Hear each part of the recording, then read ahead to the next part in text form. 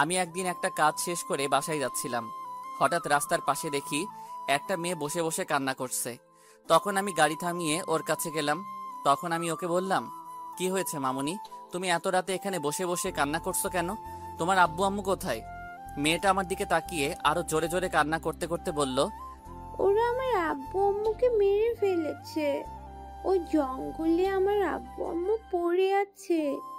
আপনি আমার আব্বু আম্মুকে বাঁচান। আমি আব্বু আম্মুকে ছাড়া থাকতে পারবো না। আমি মেয়েটার কথা শুনে জঙ্গলের ভিতরে গেলাম। ভিতরে ঢুকে দেখি মেয়েটা ঠিক কথা বলছে। দুজন চুরি দিয়ে আঘাত করে মেরে ফেলছে। আমি তাদের নাকের ডগায় হাত নিয়ে দেখি তারা আর বেঁচে নেই। তারপর রাফি এবং আমার কিছু লোককে ফোন দিয়ে আসতে বললাম। তারা 10 মিনিটের মধ্যে চলে এসেছে। পরে রাইসার আব্বু আম্মুকে একটা কবরস্থানের সামনে একটা হুজুরকে খবর দিয়ে এনে তাদের জানাজা দিয়ে দাফন সম্পন্ন করলাম। তারপর আমি রাইসাকে আমার বাসায় নিয়ে আসি। রাইসা ঠিক হতে প্রায় 3 মাস সময় লেগে গেছে। আমি সবসময় রাইসার পাশে ছিলাম। তাকে বলছি এখন আমি তার সব। আজকে থেকে আমি তার বাবা মা। এরপর একটা কেজি স্কুলে ভর্তি করিয়ে দিলাম। আমার লোক তাকে প্রতিদিন নিয়ে যায় এবং নিয়ে আসে। এই ছিল রাইসার কাহিনী। এবার বর্তমানে ফিরা যাক। আমি আপনাদের এখনো পরিচয় দেই নাই, অনেক কথা বলে ফেলছি।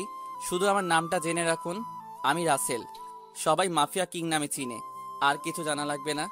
গল্পের সাথে থাকুন, সব জানতে পারবেন। আমি আর কোনো কিছু না ভেবে ঘুমিয়ে পড়লাম। রাইসার কপালে একটা চুমু দিলাম। তারপর রাইসাকে জড়িয়ে ধরে শুয়ে পড়লাম। পরের দিন সকালে রাইসা আমাকে ডাকতে লাগলো। আমি ঘুম ঘুম চোখে বললাম, কি হয়েছে মামুনি, এত সকাল সকাল ডাকছো কেন? আব্বু, আর একটু ঘুমাবো। আব্বু, আজকে তুমি আমাকে স্কুলে দিয়ে আসো। অনেক দিন হয়েছে, তুমি আমাকে স্কুলে দিয়ে আসো না। মামুনি, আজকে আমার শরীরটা ভালো লাগছে না, আরেকদিন তোমাকে নিয়ে যাব। আজকে তুমি ওদের সাথে যাও। না, আজকে তুমি আমাকে স্কুলে নিয়ে যাবে। আমি তোমার লোকের সাথে যাব না। তুমি যদি আমাকে না নিয়ে যাও তাহলে আমি স্কুলে যাব না। কি আর করার, রাইসার জোরাজোরিতে শোয়া থেকে উঠে রাইসাকে বললাম, ঠিক আছে মামুনি, তুমি রেডি হয়ে নিচে গিয়ে নাস্তার টেবিলে আব্বুর জন্য অপেক্ষা করো। আব্বু ফ্রেশ হয়ে আসছি। ঠিক আছে আব্বু, তুমি আমার লক্ষ্মী আব্বু। তুমি আমার বেস্ট আব্বু। মা। রাইসা আমার কপালে একটা চুমু দিয়ে রেডি হতে লাগলো। আমি দাঁড়িয়ে না থেকে ওয়াশরুমে ঢুকে ফ্রেশ হয়ে আসলাম। রাইসা রেডি হয়ে নিচে চলে গেল। আমি একটা জামা গায়ে দিয়ে নিচে চলে আসলাম। চোখে এখন অনেক ঘুম, রাতে দেরি করে ঘুমাইছি তো। আমি নিচে এসে রাইসার পাশে একটা চেয়ার টেনে বসলাম। রাইসাকে নিজের হাতে নাস্তা খাইয়ে দিতে লাগলাম, সাথে আমিও খাচ্ছি। বাপ মেয়ে নাস্তা করে বাসা থেকে বেরিয়ে গাড়ি নিয়ে রাইসার স্কুলে যেতে লাগলাম। রাইসা প্রথম শ্রেণীতে পড়ে। আমার সামনে পিছে আমার লোক গাড়ি নিয়ে আসছে। কিছুক্ষণ পর রাইসার স্কুলের সামনে চলে আসলাম। রাইসা গাড়ি থেকে নামার পর হঠাৎ একটা মেয়ে আমাদের সামনে আসলো। আমি মেয়েটাকে দেখে পুরো অবাক হয়ে গেলাম। ও এখানে কেমন করে? ওর তো বাসা দিনাজপুরে, তার মানে এখানে শিক্ষকতা করতে আসছে। কিন্তু ওদের তো কোনো কিছুর কমতি নেই, তাহলে এখানে কেন আসলো? আগের থেকে অনেক সুন্দর লাগছে তাকে। হঠাৎ রাইসার ডাকে ধ্যান ভাঙলো। রাইসা বলল, আব্বু, তুমি কোথায় হারিয়ে গেলে? তোমাকে সে কখন থেকে ডাকছি। উনি হচ্ছেন আমাদের নতুন টিচার। তোমাকে ওনার কথা গতকাল বলছি। রাইসার কথা শুনে পায়েল বলল, কেমন আছো রাসেল? তোমাকে অনেক বছর পর দেখছি। তোমার মেয়েটা কিন্তু অনেক লক্ষ্মী। পায়েলের কথা শুনে আমি বললাম, আলহামদুলিল্লাহ, আমি ভালো আছি। তা বড়লোক বাবার একমাত্র মেয়ে হঠাৎ কেজি স্কুলে চাকরি করতে আসলেন কেন? আপনাদের তো টাকা পয়সার অভাব নেই। পায়েল আমার কথা শুনে বলল, আসলে আমি চাকরি করতে আসিনি। আমার এক বান্ধবী এই স্কুলে চাকরি করে। তার মা অনেক অসুস্থ, তাই ওর হয়ে আমি এখানে আসি। সীমার আম্মু ভালো হয়ে গেলে আমি বাসায় ফিরে যাব। তা তুমি এখন কি করো? তোমার স্ত্রী কেমন আছে? আমার কাজ হচ্ছে খারাপ মানুষের ক্ষতি করা। তুমি হয়তো বাংলাদেশের একজন মাফিয়ার নাম শুনেছ। সেই মাফিয়া কিং আমি, রাসেল। আর আমার সাথে যাদের দেখছো ওরা সবাই আমার লোক। তুমি তো এরকম কখনো ছিলে না, হঠাৎ তুমি এই পথে গেলে কেন? তুমি তো অনেক ভালো একজন ছেলে ছিলে, সবাই তোমার অনেক সুনাম করতো। সেটা অনেক কাহিনী, তাই আমি কাউকে বলতে চাই না। আর তুমি বলছে না আমার স্ত্রী কেমন আছে? আমি এখনো বিয়ে করি নাই, আর করার কোনো ইচ্ছে নেই। তা এখন কি তোমার সেই অহংকার আছে? সবার সাথে কি বাবার ক্ষমতা দেখাও? আমি এখন বাবার ক্ষমতা দেখাই না। আমি আগের থেকে ভালো হয়ে গেছি। আমি নিজের ভুল বুঝতে পেরেছি। আচ্ছা আচ্ছা, রাইসা তাহলে কোথায় থেকে আসলো? আর ও তোমাকে বাবা বলে ডাকলো কেন? আসলে রাইসার আব্বু আম্মু কারা যেন মেরে ফেলেছে। তারপর সবকিছু খুলে বলি। এরপর রাইসাকে আমার বাসায় নিয়ে আসি। রাইসা আমাকে বাবা বলে ডাকে। আমি রাইসাকে নিয়ে সারা জীবন কাটিয়ে দিতে চাই। তুমি যে কাজ করতেছো এই কাজে বেঁচে থাকার গ্যারান্টি নেই। তোমাকে যদি সন্ত্রাসীরা মেরে ফেলে তাহলে তো রাইসা পুরো একা হয়ে যাবে। তুমি এই কাজটা ছেড়ে দাও। তোমাকে আমি বলি নাই আমাকে জ্ঞান দিতে। আমাকে কেউ কিছু করতে পারবে না, একমাত্র আল্লাহ ছাড়া। তুমি রাইসাকে নিয়ে ভিতরে যাও, আমার একটা কাজ আছে, সেখানে যেতে হবে। আমি কাজটা শেষ করে রাইসাকে নিয়ে যাব। এই কথা বলে আমার লোকগুলোকে নিয়ে নিজের কাজে যেতে লাগলাম। মোবাইল বের করে মেহেদিকে ফোন দিলাম। মেহেদি ফোন রিসিভ করার পর বলল, কিরে, কি অবস্থা তোর? হঠাৎ ফোন দিলে যে, কোনো কাজ আছে নাকি? আমি ভালো আছি। তোকে যে কারণে ফোন দিছি, সবাইকে ট্রেনিং দেওয়া কি হয়ে গেছে? সবাইকে ট্রেনিং দেওয়া হয়ে গেছে। এখন আমরা নিচ থেকে উঠতে পারি। যে ট্রেনিং দিছি সবাইকে, ওদের একজনের সাথে 5-6টা কিচ্ছু না। শুনে খুশি হলাম। এখন তাদের নিয়ে ওপরে উঠে আয়। রনির আস্তানায় গিয়ে নয়নকে তার সামনে মেরে আসবি। যদি মারতে পারিস তাহলে আমাকে মাফিয়া কিং বলে জানবে। আরে, ওদের মতো টোকাই মাস্তানকে মারতে আমার লোকগুলাই যথেষ্ট। তুই কোনো চিন্তা করিস না, তোর কাজ হয়ে যাবে। তা কোন সময় যেতে হবে? তুই ওদের নিয়ে বিকাল 5টায় রনির আস্তানায় যাবি। আর আমি এখন রাফি এবং কিছু লোক নিয়ে মন্ত্রীর বিপক্ষ প্রার্থীর বাসায় যাচ্ছি। ওকে বসিয়ে দিতে হবে। এ কাজের জন্য মন্ত্রী 1 কোটি টাকা দিয়েছে। ঠিক আছে, ঠিক আছে, তুই তাহলে ওই কাজ শেষ করে আয়। আমি সবাইকে রেডি করছি। নয়নকে মেরে তোর কাছে ফোন দিয়ে জানিয়ে দেব। আমি ঠিক আছে বলে ফোনটা কেটে দিলাম। প্রায় 30 মিনিট পর মন্ত্রীর বিপক্ষ প্রার্থীর বাসায় চলে আসলাম। সিকিউরিটি গার্ড আমাদের আটকালে রাফি ঠাস করে 2টা থাপ্পড় মেরে দেয়। সিকিউরিটি গার্ড আর কোনো কথা বলে নাই, গালে হাত দিয়ে চুপ হয়ে গেছে। আমরা সবাই বিপক্ষ প্রার্থীর দরজার সামনে দাঁড়িয়ে কলিং বেল চাপ দিলাম। কিছুক্ষণ পর একজন মায়ের বয়সী লোক এসে দরজা খুলে দিল। দেখে মনে হচ্ছে বিপক্ষ প্রার্থীর স্ত্রী। আমাকে আর রাফিকে দেখে বলল, তোমরা কারা? আমার বাসায় কি? আপনার স্বামী কোথায়? তাকে একটু ডাক দিন, তার সাথে আমাদের কিছু কথা আছে। কথাগুলো বলি আমরা চলে যাব। আরে রাসেল, তুমি আমার বাসায় কেন? আমার লোকেরা কি তোমার কোনো ক্ষতি করেছে? তুমি শুধু একবার বলো, আমি তোমার সামনে ওদের কঠিন শাস্তি দিব। আরে আমার কেউ কিছু করে নাই, আর কারো করার সাহস নেই। আমি যেটা বলার জন্য এসেছি, শুনেছি আপনি নাকি এবার মন্ত্রী নির্বাচন করবেন। তুমি ঠিকই শুনেছ। আমি ওই শফিকুলকে এবার হারিয়েই ছাড়বো। দেশের মানুষ আমার পক্ষে আছে। এবার আমার মন্ত্রী নির্বাচন কেউ ঠেকাতে পারবে না। তাই নাকি? তাহলে আমি বসে বসে ললিপপ খাবো। আপনাকে বসানোর জন্য 1 কোটি টাকা পেয়েছি। এখন আমি চাই আপনি বসে পড়ুন। তা না হলে এই রাসেল কি করতে পারে আপনি তা ভালোই করে জানেন। আমি কখনো এবার বসবো না। এবার আমি নির্বাচন করবই। তুমি আমার কিছুই করতে পারবে না। তুমি জানো না আমার হাত কত বড় মাফিয়াদের সাথে আছে। আপনি মনে হয় জানেন না আপনার কোথায় কি আছে। আমি সবকিছু জানি। আপনার ঢাকায় 6টা বাড়ি আছে, সব অবৈধ টাকায় করা। গুলশানের ভিতরে 5টা মদের গোডাউন আছে, 3টা আবাসিক হোটেল আছে। এখানে মেয়েদের দিকে ব্যবসা করেন। আরও অনেক কিছু আছে, সেগুলোর কথা নাই বললাম। আমি যদি এগুলো দেশের মানুষকে দেখাই এবং ধ্বংস করে দেই তাহলে আপনি কিভাবে নির্বাচন করবেন? আমি যদি সরকারের কাছে সবকিছু বলে দেই তাহলে আপনি কোথায় যাবেন? প্লিজ রাসেল, তুমি আমার এত বড় সর্বনাশ করো না। আমি তোমার কথায় রাজি আছি। আমি মন্ত্রী নির্বাচন করব না, তারপরেও তুমি আমার ক্ষতি করো না। কথাটা যেন মনে থাকে, তা না হলে আমি কি করতে পারি আপনি ভালোই করে জানেন। আমাকে যেন আপনার বাসায় আসতে না হয়। আবার যদি আসি তাহলে আপনি দুনিয়ায় বেঁচে থাকবেন না। এই বলে বিপক্ষ প্রার্থীর বাসা থেকে সবাই বেরিয়ে আসলাম।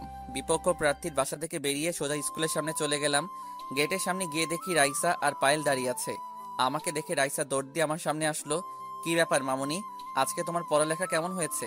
কোনো শিক্ষক তোমার গায়ে কি হাত তুলছে? না আব্বু, ওই স্কুলের সবাই অনেক ভালো, আমাকে সবাই আদর করে। আব্বু, ম্যাম তোমাকে কিছু কথা বলবে। ম্যাম, আপনি কি বলবেন আব্বুকে? রাইসার কথা শুনে পায়েল আমার সামনে এসে বলল, আসলে রাসেল, এখানে আমাকে কি একটা বাসা নিয়ে দিতে পারবে? সে আমার বাসায় থাকতে আমার ভালো লাগছে না। তাদের 2টা রুম, একটায় ওর আব্বু আম্মু ঘুমায়, আরেকটায় সিয়াম আর ওর বড় ভাই ঘুমায়, আর ওপারে আমি। তাই বলছি আমাকে একটা বাসা খুঁজে দাও। আব্বু, তুমি ম্যামকে আমাদের বাসায় নিয়ে চলো। এখন থেকে ম্যাম আমাদের বাসায় থাকবে, আমার সাথে খেলবে, একসাথে কার্টুন দেখবে।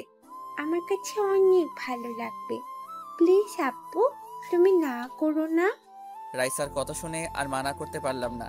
তাই আমি পায়েলকে বললাম, তুমি আমার বাসায় থাকতে পারো, তবে আমার কোনো কিছুতে কথা বলতে পারবে না। আমি কখন কি করি, কোথায় যাই, অনেক রাতে বাসায় ফিরি কেন, এসব কথা আমাকে বলতে পারবে না।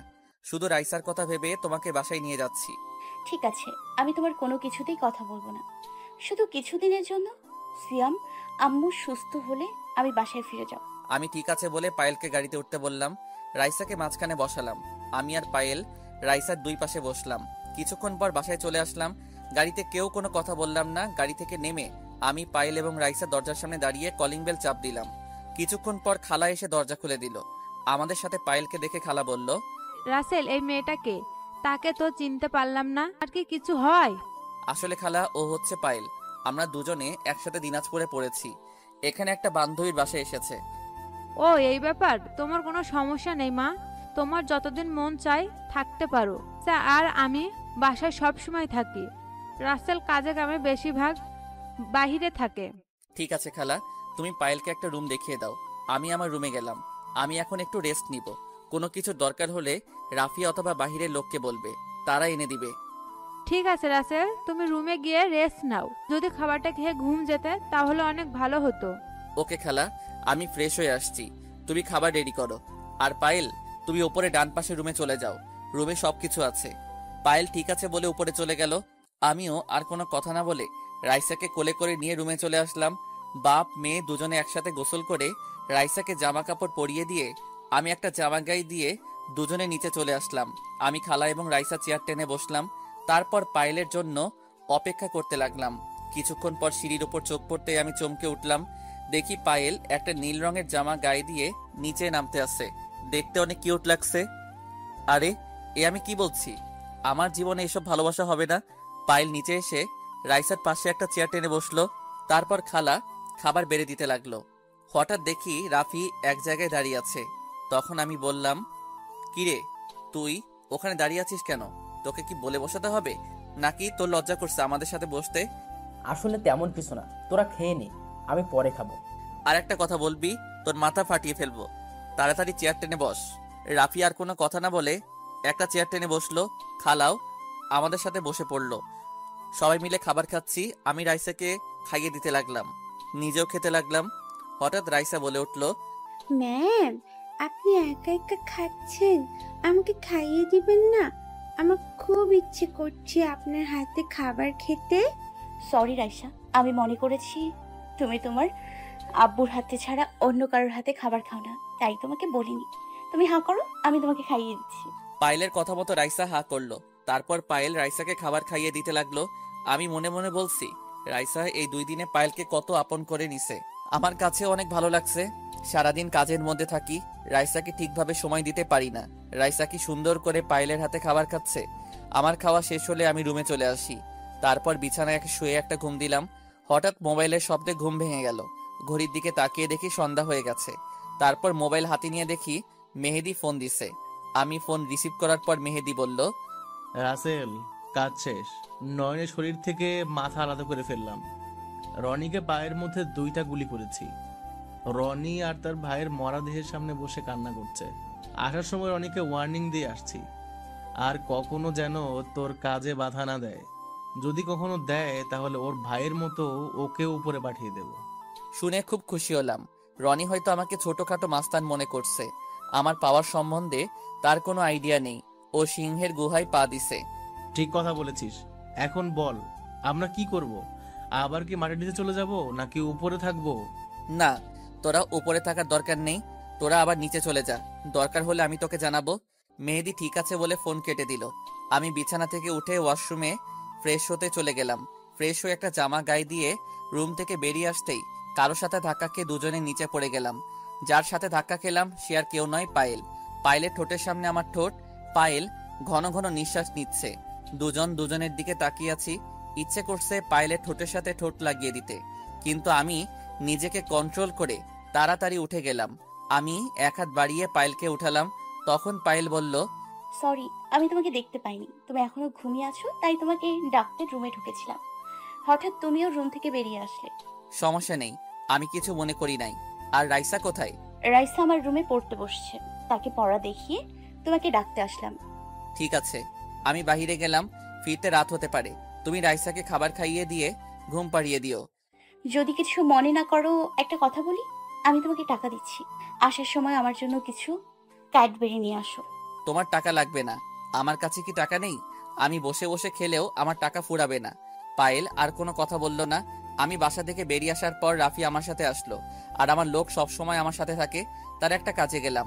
কাজটা শেষ করে আসতে একটু বেশি রাত হয়ে গেছে। আসার সময় পায়েলের কথা মতো 1 কার্টুন ক্যাডবেরি নিয়ে আসলাম। বাসায় আসার পর দরজার সামনে দাঁড়িয়ে কলিং বেল চাপ দেওয়ার পর পায়েল এসে দরজা খুলে দিল। আমি পায়েলকে দেখে বললাম, কি ব্যাপার, তুমি এখনো জেগে আছো কেন? রাইসা কি ঘুমিয়ে গেছে? তাকে খাবার খেয়ে ঘুম পাড়িয়ে দিলাম। আমি তোমার জন্য অপেক্ষা করতে লাগলাম। খালা এতক্ষণ ছিল, আমি ওনাকে রুমে পাঠিয়ে দিয়েছি। তো তুমি এত রাতে জেগে আছো কেন? তোমাকে বাসা থেকে বেরিয়ে যাওয়ার সময় বলছি না আমার আসতে রাত হবে? ওটা কোনো ব্যাপার না। আর আমার ঘুম আসছিল না। আমার ক্যাডবেরি কোথায়? এই যে তোমার ক্যাডবেরি, 1 কার্টুন নিয়ে এসেছি, রাইসা আর তুমি খাবে। এই বলে কার্টুনটা পায়েলের হাতে দিয়ে নিজের রুমে চলে আসলাম। ওয়াশরুমে ঢুকে ফ্রেশ হয়ে বিছানায় শুয়ে মোবাইল টিপতে টিপতে ঘুমিয়ে পড়লাম। এবার চলুন পায়েলের ব্যাপারটা খুলে বলি সংক্ষিপ্তভাবে। দিনাজপুর হচ্ছে আমার নানার বাড়ি। নানার বাড়িটা দিনাজপুর টাউনে ছিল। আমি ওখান থেকে পড়াশোনা করছি এসএসসি পর্যন্ত। পায়েলও আমার সাথে পড়তো। পায়েল ছিল বড়লোক বাবার একমাত্র মেয়ে।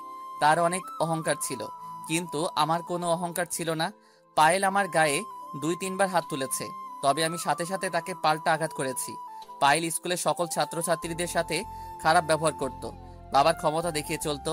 এভাবে হাই স্কুল জীবন শেষ করি। তারপর আব্বু আম্মু আমাকে ঢাকায় নিয়ে আসে। ঢাকায় আসার পর এখানে একটা কলেজে ভর্তি হই। খুব সুন্দরভাবে চলছিল আমাদের সংসার। দেখতে দেখতে আমি ইন্টার পাস করি। এরপর হঠাৎ একটা ঝড় এসে সবকিছু এলোমেলো করে দেয়। একদিন আব্বু আম্মুর সাথে কিছু কথা নিয়ে কাটাকাটি হয়। আব্বু আম্মুর গায়ে হাত তোলে। আম্মু রাতে 2 দিন পর কাউকে কিছু না বলে কানাডা চলে যায়। এর কিছুদিন পর আব্বু আর একটা বিয়ে করে, নতুন বউকে নিয়ে আমেরিকা চলে যায়। তারা আমার কথা একটাবার চিন্তা করলো না, তারা নিজের স্বার্থটাই বুঝছিল। এরপর থেকে থেকে আব্বু আম্মুর উপর রাগ এবং ঘৃণা জন্ম নেয়। এরপর আমি খারাপ ছেলেদের সাথে মিলামেশা শুরু করে দেই। আস্তে আস্তে আমি হয়ে যাই একজন মাফিয়া কিং। তবে আমি ভালো মানুষের কোনো ক্ষতি করি না, খারাপ মানুষের ক্ষতি করি। বাংলাদেশের বড় বড় নেতার সাথে আমার পরিচয় হয়। কার কোথায় কি আছে, কে কি করে, সব কিছু আমার জানা আছে। যদি আব্বু আম্মু আমার সাথে থাকতো তাহলে কখনো আমি এই পথ বেছে নিতাম না। তাদের কারণে আজকে আমি খারাপ হয়েছি। এখন হয়তো আপনারা বলবেন, আমি টাকার বিনিময়ে কাজ করি কেন? এই টাকা দিয়ে আমি কি করি? এই টাকা দিয়ে আমি ভালো কাজ করি। তবে কি কাজ করি সেটা আরেকটু সামনে গেলে জানতে পারবেন। দেখতে দেখতে 15-20 দিন চলে গেল। আমি কেমন যেন পায়েলের প্রতি দুর্বল হয়ে পড়ছি। রাইসা এখন পায়েলকে ছাড়া কিছু বোঝে না। পায়েল রাইসাকে নিজের মেয়ের মতো আদর যত্ন করে। এখন আমি বেশি রাত করে বাসায় ফিরি না, কারণ পায়েল সবসময় আমার জন্য রাত জেগে অপেক্ষা করে। তাকে বললেও শুনে না, তাই রাতে তাড়াতাড়ি বাসায় ফিরে আসি। সকালে সবাই একসাথে বসে নাস্তা করছি। পায়েল নিজ হাতে রাইসাকে নাস্তা খাইয়ে দিচ্ছে। রাইসা আমাকে বলল, আব্বু, আজকে তো শুক্রবার, চলো না আজকে আমাকে আর ম্যামকে বাহিরে ঘুরতে নিয়ে যাবে। ঠিক আছে মামুনি, তুমি আর তোমার ম্যাম নাস্তা করে রেডি থেকো। তোমাদের আজকে কয়টা জায়গায় নিয়ে যাব। তুই যদি আজকে ঘুরতে যাস তাহলে এই কাজটা করবি না। আমরা কিন্তু 20 লাখ টাকা নিয়ে নিছি। সেটা কালকে করব। আজকে আমার রাইসা মামুনিকে নিয়ে ঘুরতে যাব। সারাদিন বাসায় থাকে, কোথাও নিয়ে যেতে পারি না কাজের জন্য। তুই আজকে সবাইকে বলে দে আজকে সবার ছুটি। রাফি ঠিক আছে বলে নাস্তা খেতে লাগলো। আমি নাস্তা করে রুমে চলে আসলাম। তারপর একটা কোট গায়ে দিলাম। কোট গায়ে দিয়ে রুম থেকে বেরিয়ে নিচে এসে রাইসা আর পায়েলের জন্য অপেক্ষা করতে লাগলাম। হঠাৎ রাফি আমার সামনে এসে বলল, রাসেল, কিছুক্ষণ আগে আমাদের লোক ফোন দিয়ে বলেছে রনি নাকি তোকে মারার জন্য রকির সাথে হাত মিলিয়েছে। তুই ওদের নিয়ে একা একা বের হওয়া ঠিক হবে না, যদি পথে তোর ওপর আক্রমণ করে। ঠিক বলেছিস, তুই আমাদের সব লোককে বলে দে আজকে যেন ছুটি না কাটাই। সেটা তুই বলার আগেই সবাইকে আমি বলে দিছি। সবাই বাইরে গাড়ি নিয়ে তোদের জন্য অপেক্ষা করছে। খুব ভালো করছিস, তাহলে তুইও রেডি হয়ে নে, আর সাথে আমার জিনিসগুলো নিয়ে নিবি। সেটা নিয়ে তোকে ভাবতে হবে না, আমি এখনই সবগুলো গাড়িতে নিচ্ছি। তুই রাইসা আর পায়েলকে নিয়ে বের হ। এই বলে রাফি চলে গেল। হঠাৎ সিঁড়ির উপর চোখ পড়তে আমি পুরো অবাক হয়ে গেলাম। আজকে পায়েলকে অনেক সুন্দর লাগছে। নীল রঙের একটা শাড়ি পরেছে। তাহলে সে বড়লোকের মেয়ে, এখন শাড়িও পরতে পারে। পায়েল দেখে ইচ্ছে করছে তাকে একটাবার জড়িয়ে ধরি, কিন্তু আমি ওকে কোন অধিকারে জড়িয়ে ধরবো? সে তো আমার ভালোবাসার মানুষ না, আমার বউ না, তাহলে কেন আমি তাকে জড়িয়ে ধরবো? হঠাৎ রাইসার ধাক্কায় ধ্যান ভাঙলো। তখন রাইসা বলল, আব্বু দেখো তো আমাকে এবং ম্যামকে কেমন লাগছে।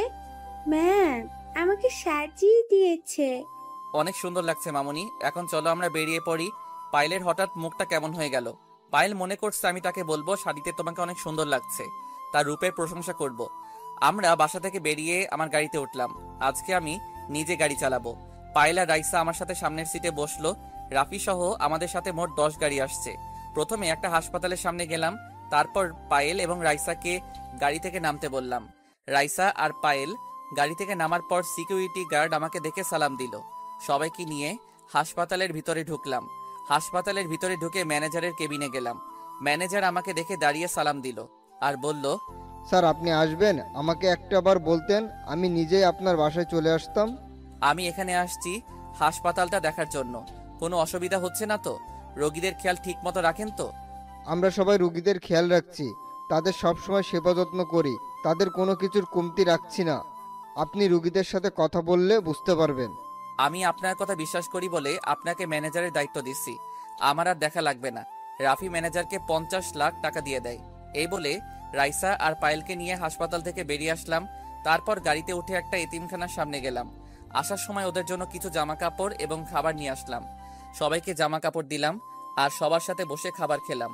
তারপর সবার থেকে বিদায় নিয়ে একটা বৃদ্ধাশ্রমে চলে আসলাম।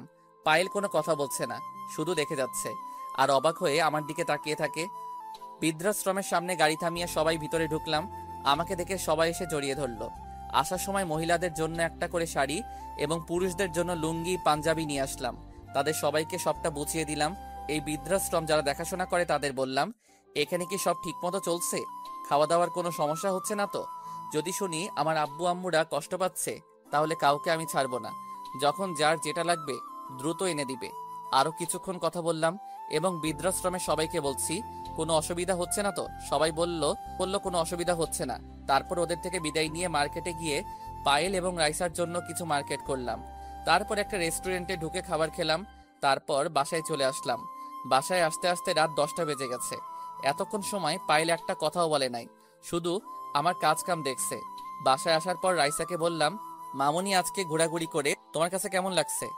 অনেক ভালো লেগেছে আব্বু, তুমি সবার গরিব দুঃখী মানুষের খেয়াল রাখো, এটা দেখে আমার অনেক ভালো লেগেছে।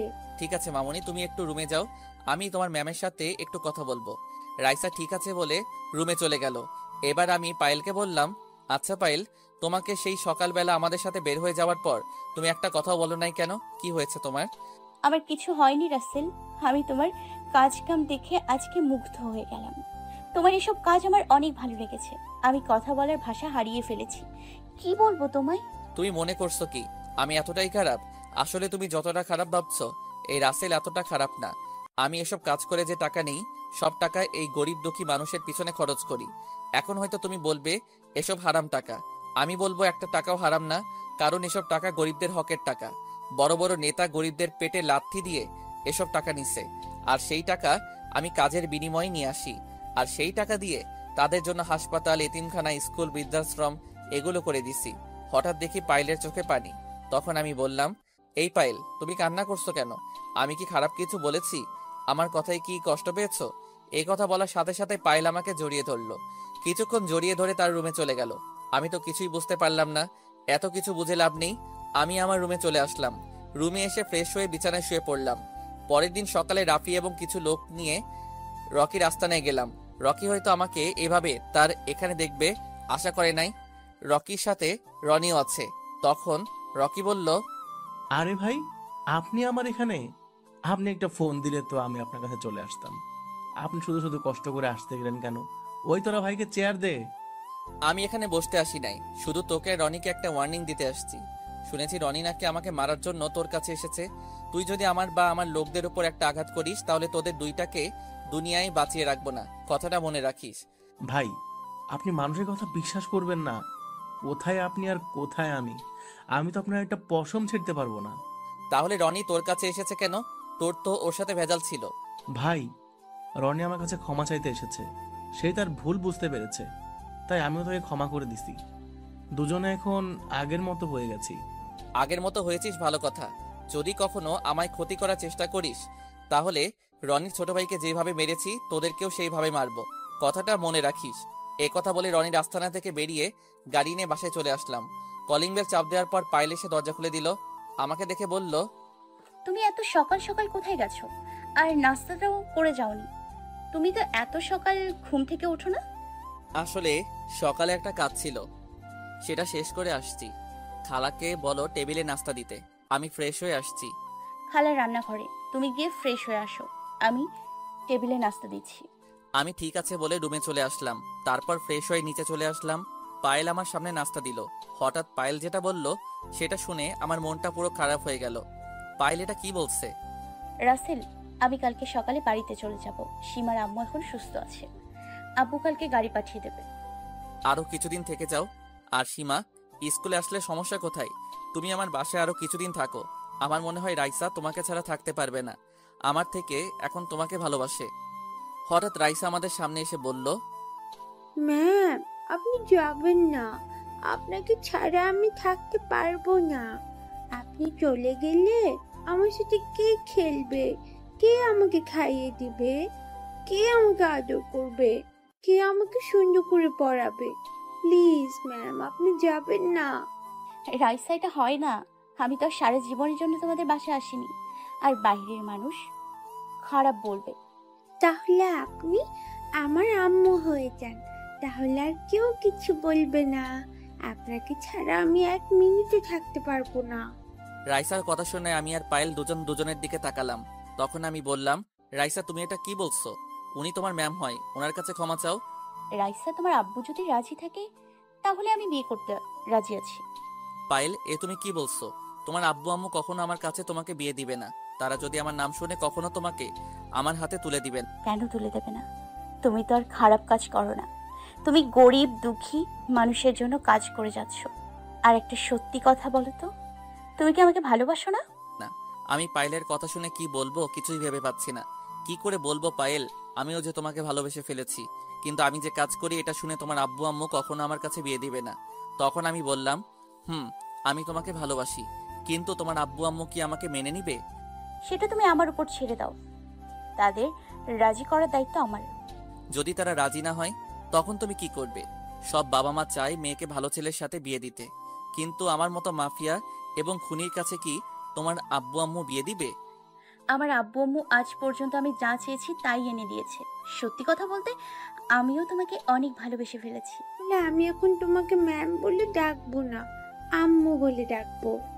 আজকে আমার আব্বু আম্মু সবাই আছে, কেউ বলতে পারবে না তোর আব্বু আম্মু মারা গেছে।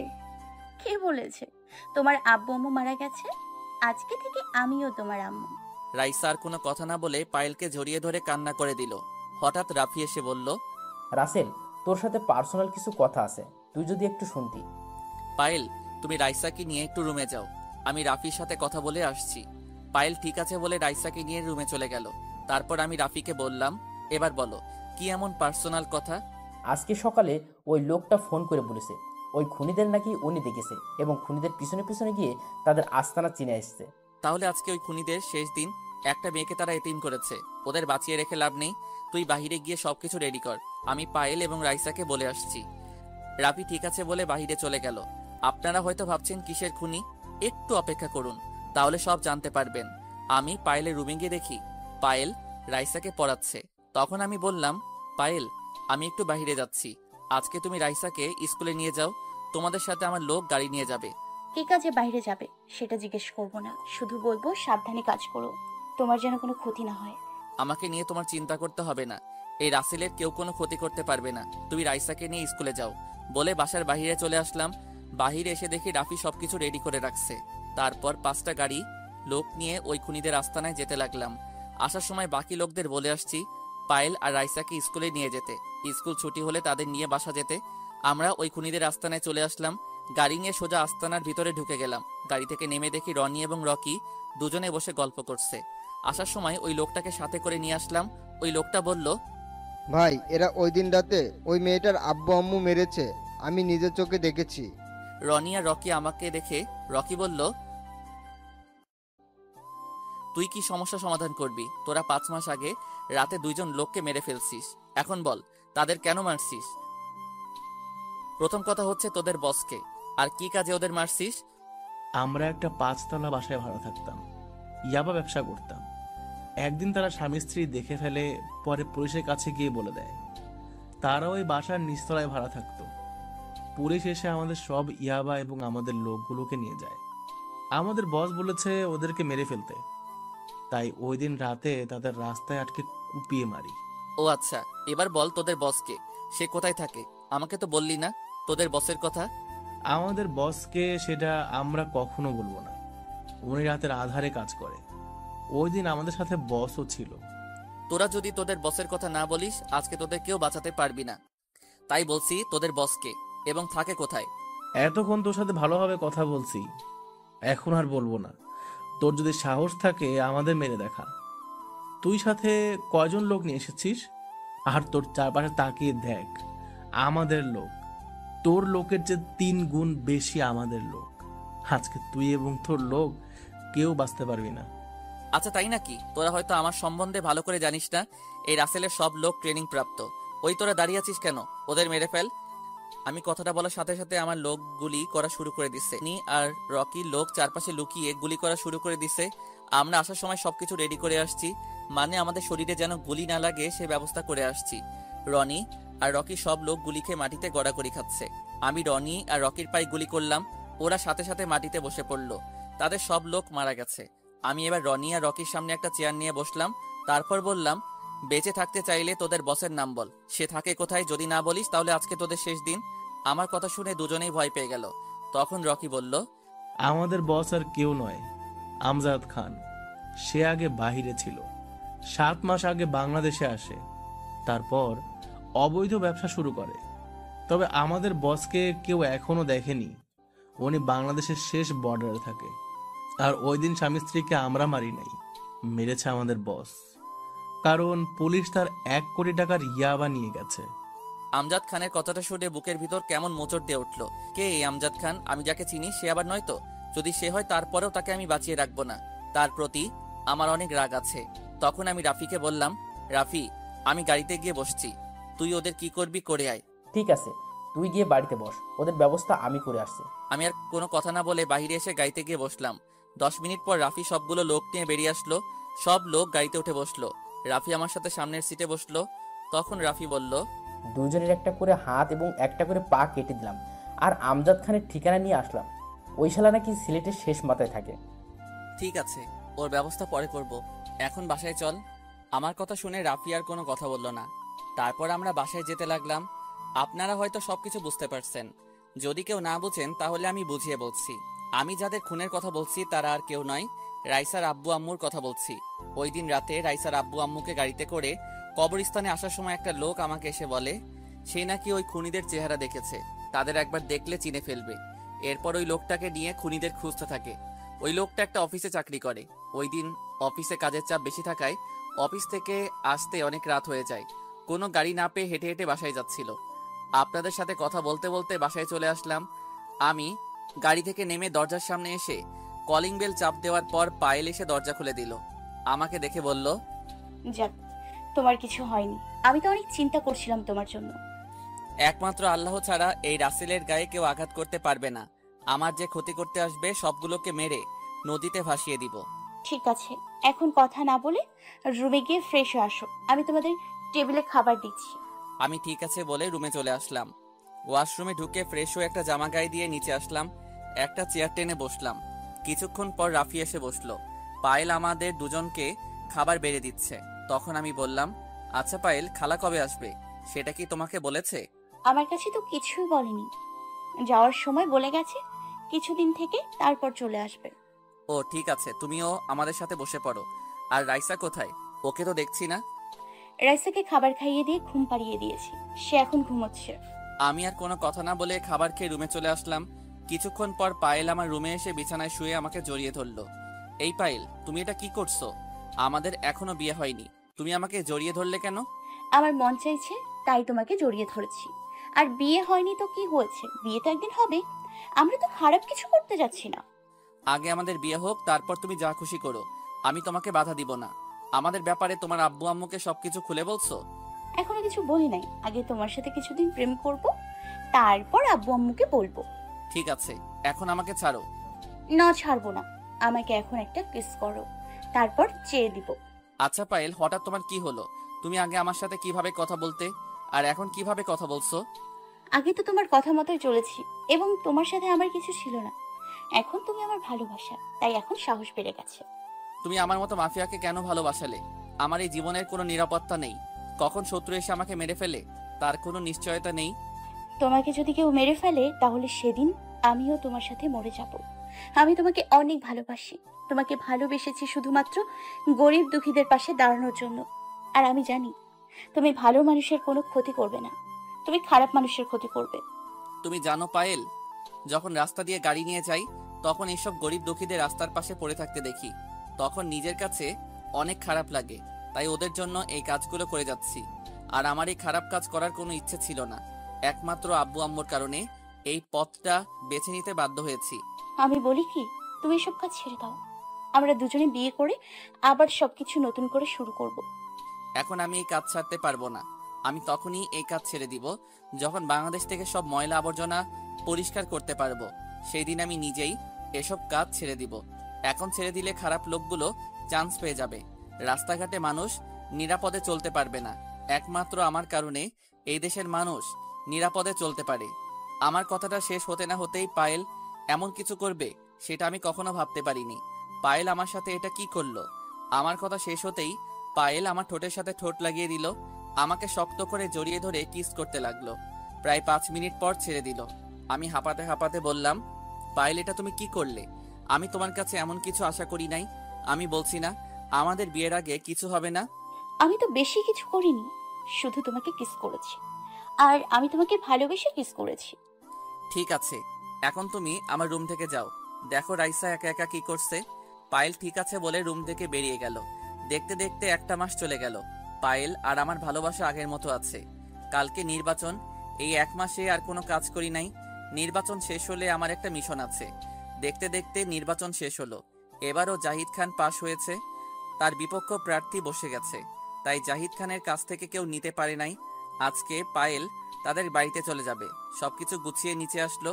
সাথে রাইসাও আছে। রাইসা আমার পাশে একটা চেয়ার টেনে বসলো। পায়েল রাইসার পাশে চেয়ার টেনে বসলো। তখন রাইসা বলল, আম্মু, তোমাকে ছাড়া আমি থাকতে পারবো না। প্লিজ তুমি তাড়াতাড়ি চলে এসো। ঠিক আছে আম্মু, কিছুদিন অপেক্ষা করো, তারপর আম্মু একেবারের জন্য তোমার কাছে চলে আসবো। তোমার নানা নানিকে তো রাজি করাতে হবে। তুমি যদি রাজি করাতে না পারো তাহলে আমি তাদের কাছে তোমাকে ভিক্ষা চাইবো। তারপরেও তোমাকে আমার আম্মু বানাবো। পায়েল রাইসাকে জড়িয়ে ধরে কান্না করে বলল, তুমি আমাকে এত ভালোবাসো কেন? তোমাকে ছেড়ে যেতে মন চাইছে না। কারণ তোমাকে আমি অনেক ভালোবাসি, নিজের আপন মা বানিয়েছি। তোমাকে ছাড়া থাকবো কি করে? আমি নানা নানির সাথে কথা বলে তোমাকে এই বাসায় নিয়ে আসবো। তুমি চিন্তা করো না আম্মু, তোমার নানা নানি রাজি না হলেও আমি তোমার কাছে চলে আসবো। এখন কান্না থামাও, নাস্তা শেষ করে নাও। আর তোমার আব্বু বলেছে কেন তোমাকে এত জরুরি বাসায় যেতে? সেটা বলে নাই, তবে বলেছে আমার জন্য নাকি খুশির সংবাদ আছে, সেটা বাড়িতে গেলে বলবে। ও, নাস্তা শেষ করে নাও। তোমার আব্বু গাড়ি পাঠিয়ে দিছে। রাফি আমাকে বলছে তোমার গাড়ি চলে এসেছে। পায়েল আর কোনো কথা না বলে নিজে নাস্তা করলো, সাথে রাইসাকে খাইয়ে দিল। নাস্তা শেষ করার পর আমার লোকগুলোকে বললাম পায়েলের ব্যাগ গাড়িতে নিয়ে রাখতে। পায়েল রাইসাকে বলল, রাইসা মামুনি, তুমি একটু বাইরে যাও তো, তোমার আব্বুর সাথে আমি একটু কথা বলে আসছি। রাইসা ঠিক আছে বলে রাফির সাথে বাসার বাহিরে চলে গেল। রাইসা আর রাফি বেরিয়ে যাওয়ার সাথে সাথে পায়েল আমাকে জড়িয়ে ধরে ঠোঁটের সাথে ঠোঁট লাগিয়ে দিল। প্রায় 5 মিনিট পর ছেড়ে দিয়ে নিজেই কান্না করতে লাগলো। তখন আমি বললাম, এই পায়েল, তুমি কান্না করছো কেন? তোমাকে শক্ত হতে হবে। তুমি এভাবে ভেঙে পড়লে তো কিছুই হবে না। তোমাকে ছেড়ে যেতে মন চাইছে না, আমার মনের ভেতর কেমন জানি ভয় লাগছে। আমি না তোমাকে হারিয়ে ফেলি। এরকম ভয় পেলে চলবে? তুমি তোমার আব্বু আম্মুকে বুঝিয়ে বললে হয়তো তারা রাজি হয়ে যাবে। আর না হলে মনে করব তুমি আমার কপালে ছিলে না। যদি আব্বু আম্মু রাজি না হয় তাহলে তুমি কি আমাকে নিয়ে এসো। আব্বু তোমাকে দেখলে আমাকে এমনিই তোমার হাতে তুলে দেবে। শুনো পায়েল, আমি নিজের ক্ষমতা দেখিয়ে তোমাকে তুলে আনতে পারবো না। তোমার আব্বু আম্মু যদি আমার হাতে তোমাকে তুলে দেয় তাহলে আমি তোমাকে নিয়ে আসবো। আব্বু আম্মু না রাজি হলে তুমি আমাকে ভুলে যাবে? আমার কথা তোমার একটু মনে পড়বে না? আমাকে ভুলে থাকতে হবে। হয়তো কিছুদিন খারাপ লাগবে, পরে এমনি ঠিক হয়ে যাবে। রাসেল, শেষবারের মতো আমাকে আরেকটা কিস করবে? হয়তো এটা আমার শেষ কিস।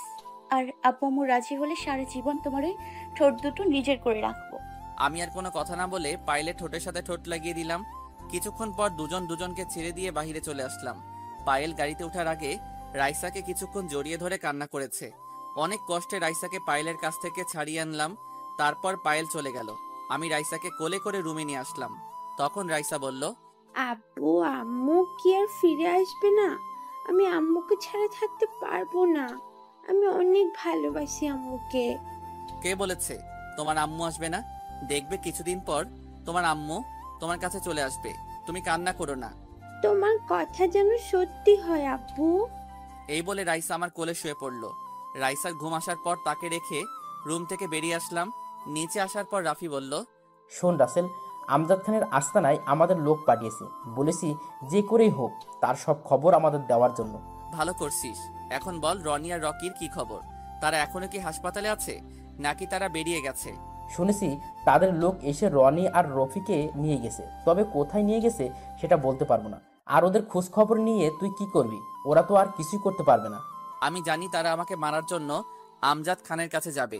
ওদের তো এখন একটা হাত আর একটা পা আছে, তারা এখন আলগা হাত পা লাগাবে। এবার যদি আমাদের ক্ষতি করতে আসে তাহলে তাদের আর বাঁচিয়ে রাখবো না। ওরা এখনো তোকে ভালো করে চেনে নাই। ঠিক আছে, তুই এখন রুমে যা। যদি কোনো খবর আসে তাহলে আমাকে জানাস। আমি একটু রুমে গেলাম। ঠিক আছে যা, তবে আজকে মন্ত্রী তোকে রাতে তার সাথে দেখা করতে বলেছে।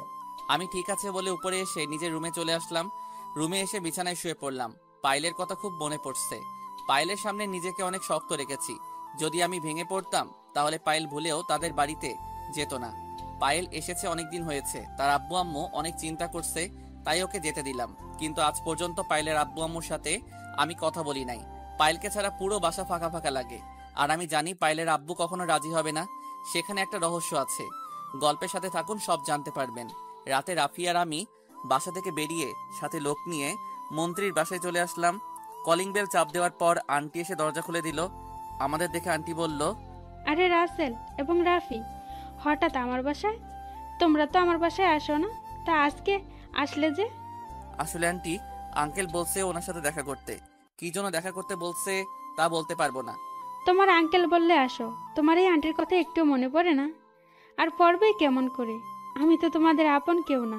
তুমি রাগ করো না আন্টি, এবার কিছুদিন পর পর তোমাকে দেখতে আসবো। এবার খুশি? অনেক খুশি। এবার ভিতরে গিয়ে বসো, আমি তোমাদের আঙ্কেলকে ডেকে দিচ্ছি।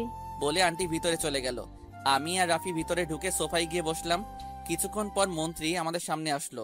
তখন আমি বললাম, তো বলুন, কেন ডেকেছেন আমাকে? আপনি তো আবার কোনো কাজ ছাড়া আমাকে মনে করেন না।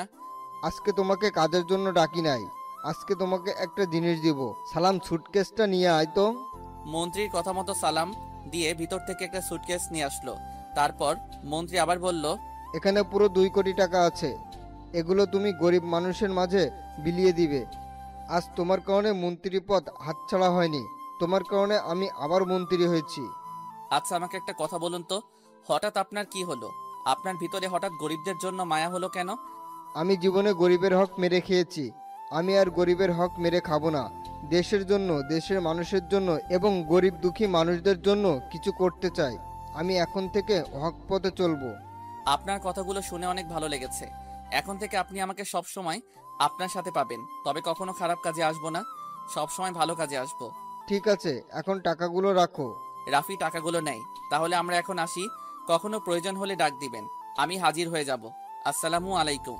এই বলে যেই না উঠতে যাব তখন আন্টি এসে হাজির। তখন আন্টি বলল, কোথাও যাওয়া হচ্ছে না, আমি টেবিলে সব কিছু রেডি করে রেখেছি। তোমরা ফ্রেশ হয়ে আসো, খাবার খেয়ে তারপর যাবে। কি আর করার, আন্টির কথা আর ফেলতে পারলাম না। আমি আর রাফি ফ্রেশ হয়ে এসে খাবার খেয়ে আন্টি আর মন্ত্রীর থেকে বিদায় নিয়ে বাসা থেকে বেরিয়ে আসলাম। বাসায় আসতেই হঠাৎ রাফির মোবাইলে ফোন আসে। রাফি ফোন ধরে আমাকে দিল। তখন আমি হ্যালো বললাম। ওপাশ থেকে শিহাব বলল, ভাই, আমজাদ খানের সব খবর পেয়েছি। আমজাদ খান 1 বছর আগে বাংলাদেশের বাইরে ছিল। এই বছর বাংলাদেশ থেকে ইয়াবা, অস্ত্র, ড্রাগ এগুলোর অবৈধ ব্যবসা করে যাচ্ছে। আর এটাও জানছি তার সাথে নাকি বাইরের লোকের সাথে হাত আছে। কিন্তু এখন আমজাদ খানকে দেখতে পাইনি। তার কিছু লোককে আটক করে কথাগুলো বের করতে পেরেছি, কিন্তু আমজাদ খান কোথায় আছে সেটা বলে নাই। তারপর ওদেরকে গুলি করে মেরে ফেলেছি। আমার মনে হয় আমজাদ খান কোথাও লুকিয়ে আছে। সবার সামনে আসে না, হয়তো লুকিয়ে লুকিয়ে অন্য কিছুর প্ল্যান করছে। কিন্তু আমি ওই আমজাদ খানকে কখনো ছাড়বো না, তাকে আমি খুঁজে বের করবই। ভাই আপনি কোনো চিন্তা করবেন না, আমি আরো লোক বাড়িয়েছি, বর্ডারের চারপাশে তন্ন তন্ন করে খুঁজতে আছি। একদিন ঠিকই ওই আমজাদ খানকে ধরতে পারবো। ঠিক আছে, তোরা একটু সেফে থাকবি। আমজাদ খানের লোক যেন তোদের কিছু করতে না পারে। আর কোনো কিছু লাগলে রাফির কাছে বলবি। যদি আমজাদ খানের সন্ধান পাওয়া যায় তাহলে তোরা কিছু করবি না, যা করার আমি নিজেই ওকে করব। শিহাব ঠিক আছে বলে ফোন কেটে দিল। শিহাবের সাথে কথা বলতে বলতে বাসায় চলে আসলাম। দরজার সামনে দাঁড়িয়ে কলিং বেল চাপ দেওয়ার পর খালা এসে দরজা খুলে দিল। আমি খালাকে দেখে বললাম, খালা রাইসা কি ঘুমিয়ে গেছে? রাতের খাবার খেয়েছে? তার আব্বুকে ছাড়া ও বলেছে কিছু খাবে না। তার আব্বুকে নিয়ে আসলে সে খাবার খাবে।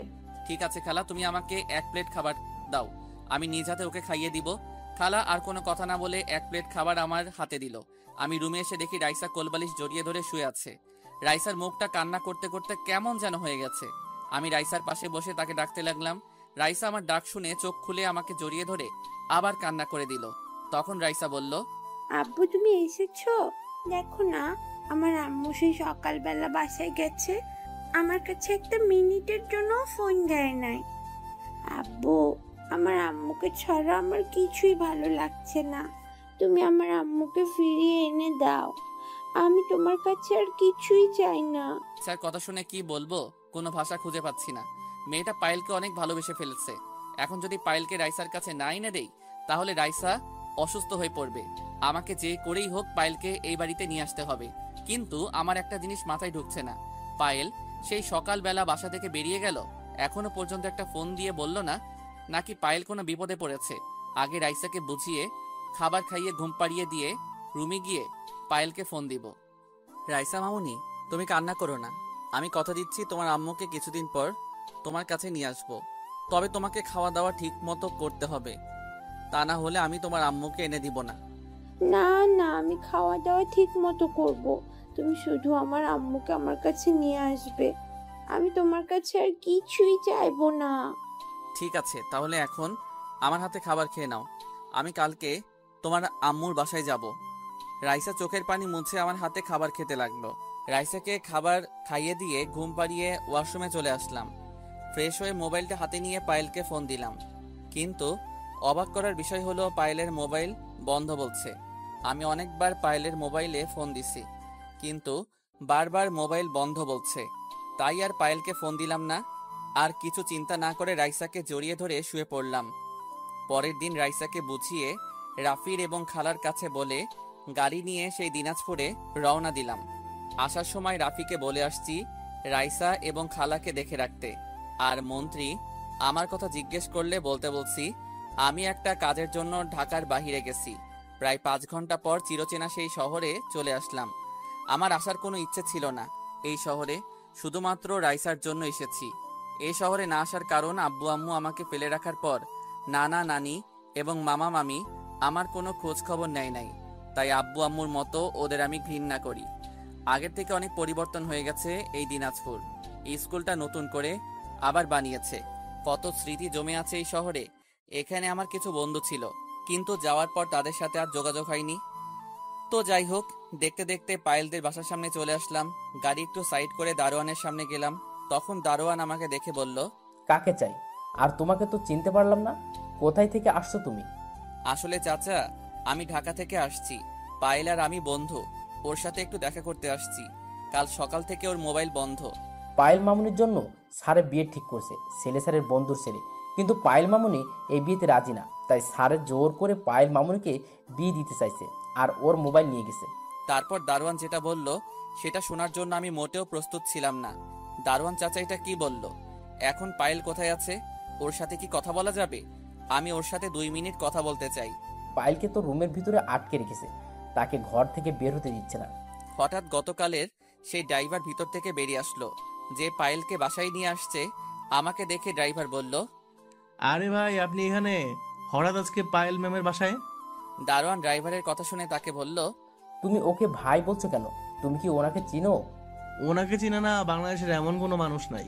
উনি হচ্ছে সেই মাফিয়া রাসেল, যে গরিব দুঃখী মানুষের জন্য কাজ করে যাচ্ছে, যার নাম শুনলে বড় বড় নেতারা ভয়ে প্রস্রাব করে দেয়। সরি ভাই, আমি আপনাকে চিনতে পারি নাই। আপনি আমাকে ক্ষমা করে দেন। আপনাকে এতক্ষণ দাঁড় করিয়ে কথা বলছি। চাচা, আপনি আমার বাবার বয়সী, আমাকে আপনি তুই করে বলবেন। আর আপনি তো কোনো দোষ করেন নাই, তাহলে ক্ষমা কেন চাইছেন? তুমি অনেক ভালো একটা ছেলে, তোমার মতো ছেলে হয় না। তোমার নাম অনেকবার শুনেছি, কিন্তু কখনো দেখি নাই। আজকে তোমাকে সরাসরি দেখবো, তা কখনো ভাবিনি। আচ্ছা, এসব কথা বাদ দেন। এখন বলেন, আমি কি পায়েলের সাথে কথা বলতে পারবো? তার সাথে কিছু কথা বলতে চাই। ভাই, চাচা কিছু করতে পারবে না। আমি ম্যামের সাথে কথা বলার সুযোগ করে দিচ্ছি। আপনি গিয়ে গাড়িতে বসুন। এ কথা বলে ড্রাইভার ভিতরে চলে গেল। আমি আমার গাড়িতে গিয়ে বসলাম। প্রায় আধা ঘন্টা পর দেখি ড্রাইভার বোরখা পরা একটা মেয়েকে নিয়ে আমার গাড়ির সামনে আসলো। আমি গাড়ির দরজা খুলে দিলাম। মেয়েটা ভিতরে ঢুকে আমাকে জড়িয়ে ধরে কান্না করে দিল। মেয়েটা আর কেউ নয়, পায়েল। আমি পায়েলকে শক্ত করে জড়িয়ে ধরলাম। পায়েল আমাকে জড়িয়ে ধরে বলল, রাসেল, আমি অন্য ছেলেকে বিয়ে করতে পারবো না। তুমি আমাকে এখান থেকে নিয়ে চলো, তা না হলে আব্বু আম্মু আমাকে জোর করে তার বন্ধু ছেলের সাথে বিয়ে দেবে। আমি তোমাকে ছাড়া অন্য কাউকে বিয়ে করতে পারবো না। এই পাগলি, তোমাকে আমি অন্য ছেলের সাথে বিয়ে হতে কখনো দিব না। তুমি জানো, তুমি বাসা থেকে আসার পর পুরো বাসা ফাঁকা ফাঁকা লাগে। রাইসা সারাক্ষণ তোমার জন্য কান্না করে। আমি রাইসাকে কথা দিয়েছি, তোমাকে নিয়ে আমি ঢাকায় ফিরে যাব। তাহলে আমাকে এখান থেকে নিয়ে চলো। আব্বু আমাকে জোর করে বিয়ে দেবে। আমি তোমাকে এবং রাইসাকে ছাড়া থাকতে পারবো না। তুমি কোনো চিন্তা করো না, আমি তোমার আব্বু আম্মুর সাথে কথা বলবো, দেখি ওনারা কি বলে। যদি রাজি হয় তাহলে তো ভালোই, আর রাজি না হলে তোমাকে আমি উঠিয়ে নিয়ে যাব। তাহলে এখন আব্বুর সাথে কথা বলো। আব্বু বলছে খুব শীঘ্রই বিয়ের দিন তারিখ ঠিক করবে। ঠিক আছে, এখন কি তোমার আব্বু বাসায় আছে? হুম, আব্বু এখন বাসায় আছে। তুমি আমাকে নিয়ে আব্বুর সামনে যাবে। না, তুমি আগে ভিতরে চলে যাও, আমি কিছুক্ষণ পরে আসতেছি। আমার জরুরি একটা কাজ আছে। পায়েল ঠিক আছে বলে আমার কপালে একটা চুমো দিয়ে বাসার ভিতরে চলে গেল। আসলে আমার মোবাইলে রাফি অনেকক্ষণ থেকে ফোন দিয়ে যাচ্ছে, তার সাথে কথা বলার জন্য পায়েলকে ভিতরে পাঠিয়ে দিলাম। আমি এবার রাফিকে ফোন দিলাম। ফোন ঢোকার সাথে সাথে রাফি রিসিভ করলো। তখন আমি বললাম, কিরে, এত ফোন দিচ্ছিস কেন? আমি পায়েলের সাথে কথা বলছিলাম, তাই তোর ফোন কেটে দিছি বারবার। ও, আসলে তোকে যে কারণে এত ফোন দিচ্ছি তা হলো কিছুক্ষণ আগে খবর পেয়েছি মন্ত্রীর বিপক্ষে প্রার্থী থেকে মারার জন্য আমজাদ খানের সাথে হাত মিলিয়েছি। তারা জেনে গেছে তুই এখন দিনাজপুরে আসছিস, তাই আমজাদ খানের লোক তোকে মারার জন্য দিনাজপুরে রওনা দিছে। আমাকে মারার জন্য আমজাদ খানের লোক দিনাজপুরে আসছে। সমস্যা নেই, আসুক, দেখি আমজাদ খানের লোক আমার কি করতে পারে। তুই চিন্তা করিস না, নাজিম দিনাজপুরে আছে, আমি তার সাথে কথা বলছি তোকে সেভ করার জন্য। তার লোক নিয়ে তোর কাছে যাচ্ছে। এখন বল, তুই কোথায় আছিস? আমি এখন পাইলদের বাসার সামনে আছি। ওর আব্বু আম্মুর সাথে কিছু কথা বলবো। তুই নাজিমকে বলিস দিনাজপুর হাই স্কুলের সামনে থাকতে। আমি 1 ঘন্টা পর আসতেছি। রাফি ঠিক আছে বলে ফোন কেটে দিল। আমি গাড়ি থেকে বের হয়ে পাইলদের বাসার দরজার সামনে দাঁড়িয়ে কলিং বেল চাপ দিলাম। কিছুক্ষণ পর একটা কাজের বুয়া এসে দরজা খুলে দিল। আমাকে দেখে কাজের বুয়া বলল, আপনি কে? আমি পাইলের বন্ধু, ঢাকা থেকে এসেছি। পাইলের আব্বু আম্মুর সাথে আমার কিছু কথা আছে। ঠিক আছে, আপনি ভিতরে আসুন, আমি স্যার আর ম্যাডামকে ডেকে দিচ্ছি। এই বলে কাজের বুয়া ভিতরে চলে গেল। আমি ভিতরে ঢুকে সোফায় গিয়ে বসলাম। কিছুক্ষণ পর পায়েলের আব্বু আম্মু আমার সামনে আসলো। তখন পায়েলের আব্বু বলল, তুমি কে? তোমাকে তো চিনতে পারলাম না। আসলে আপনাদের সাথে আমার কিছু কথা আছে, যদি আপনাদের একটু সময় হতো। সমস্যা নেই, তুমি বলো কি কথা বলবে। আসলে আমি আর পায়েল দুজন দুজনকে ভালোবাসি। আমি চাই পায়েলকে বিয়ে করতে। পায়েল বলেছে তাকে এখান থেকে নিয়ে যেতে, কিন্তু আমি তা কখনো করব না। আমি চাই আপনারা নিজ হাতে পায়েলকে আমার হাতে তুলে দিবেন। তুমি কি জানো আমি পায়েলের বিয়ে ঠিক করে ফেলেছি? ছেলের বাবা আমার বন্ধু, তাদের নিজস্ব ব্যবসা আছে।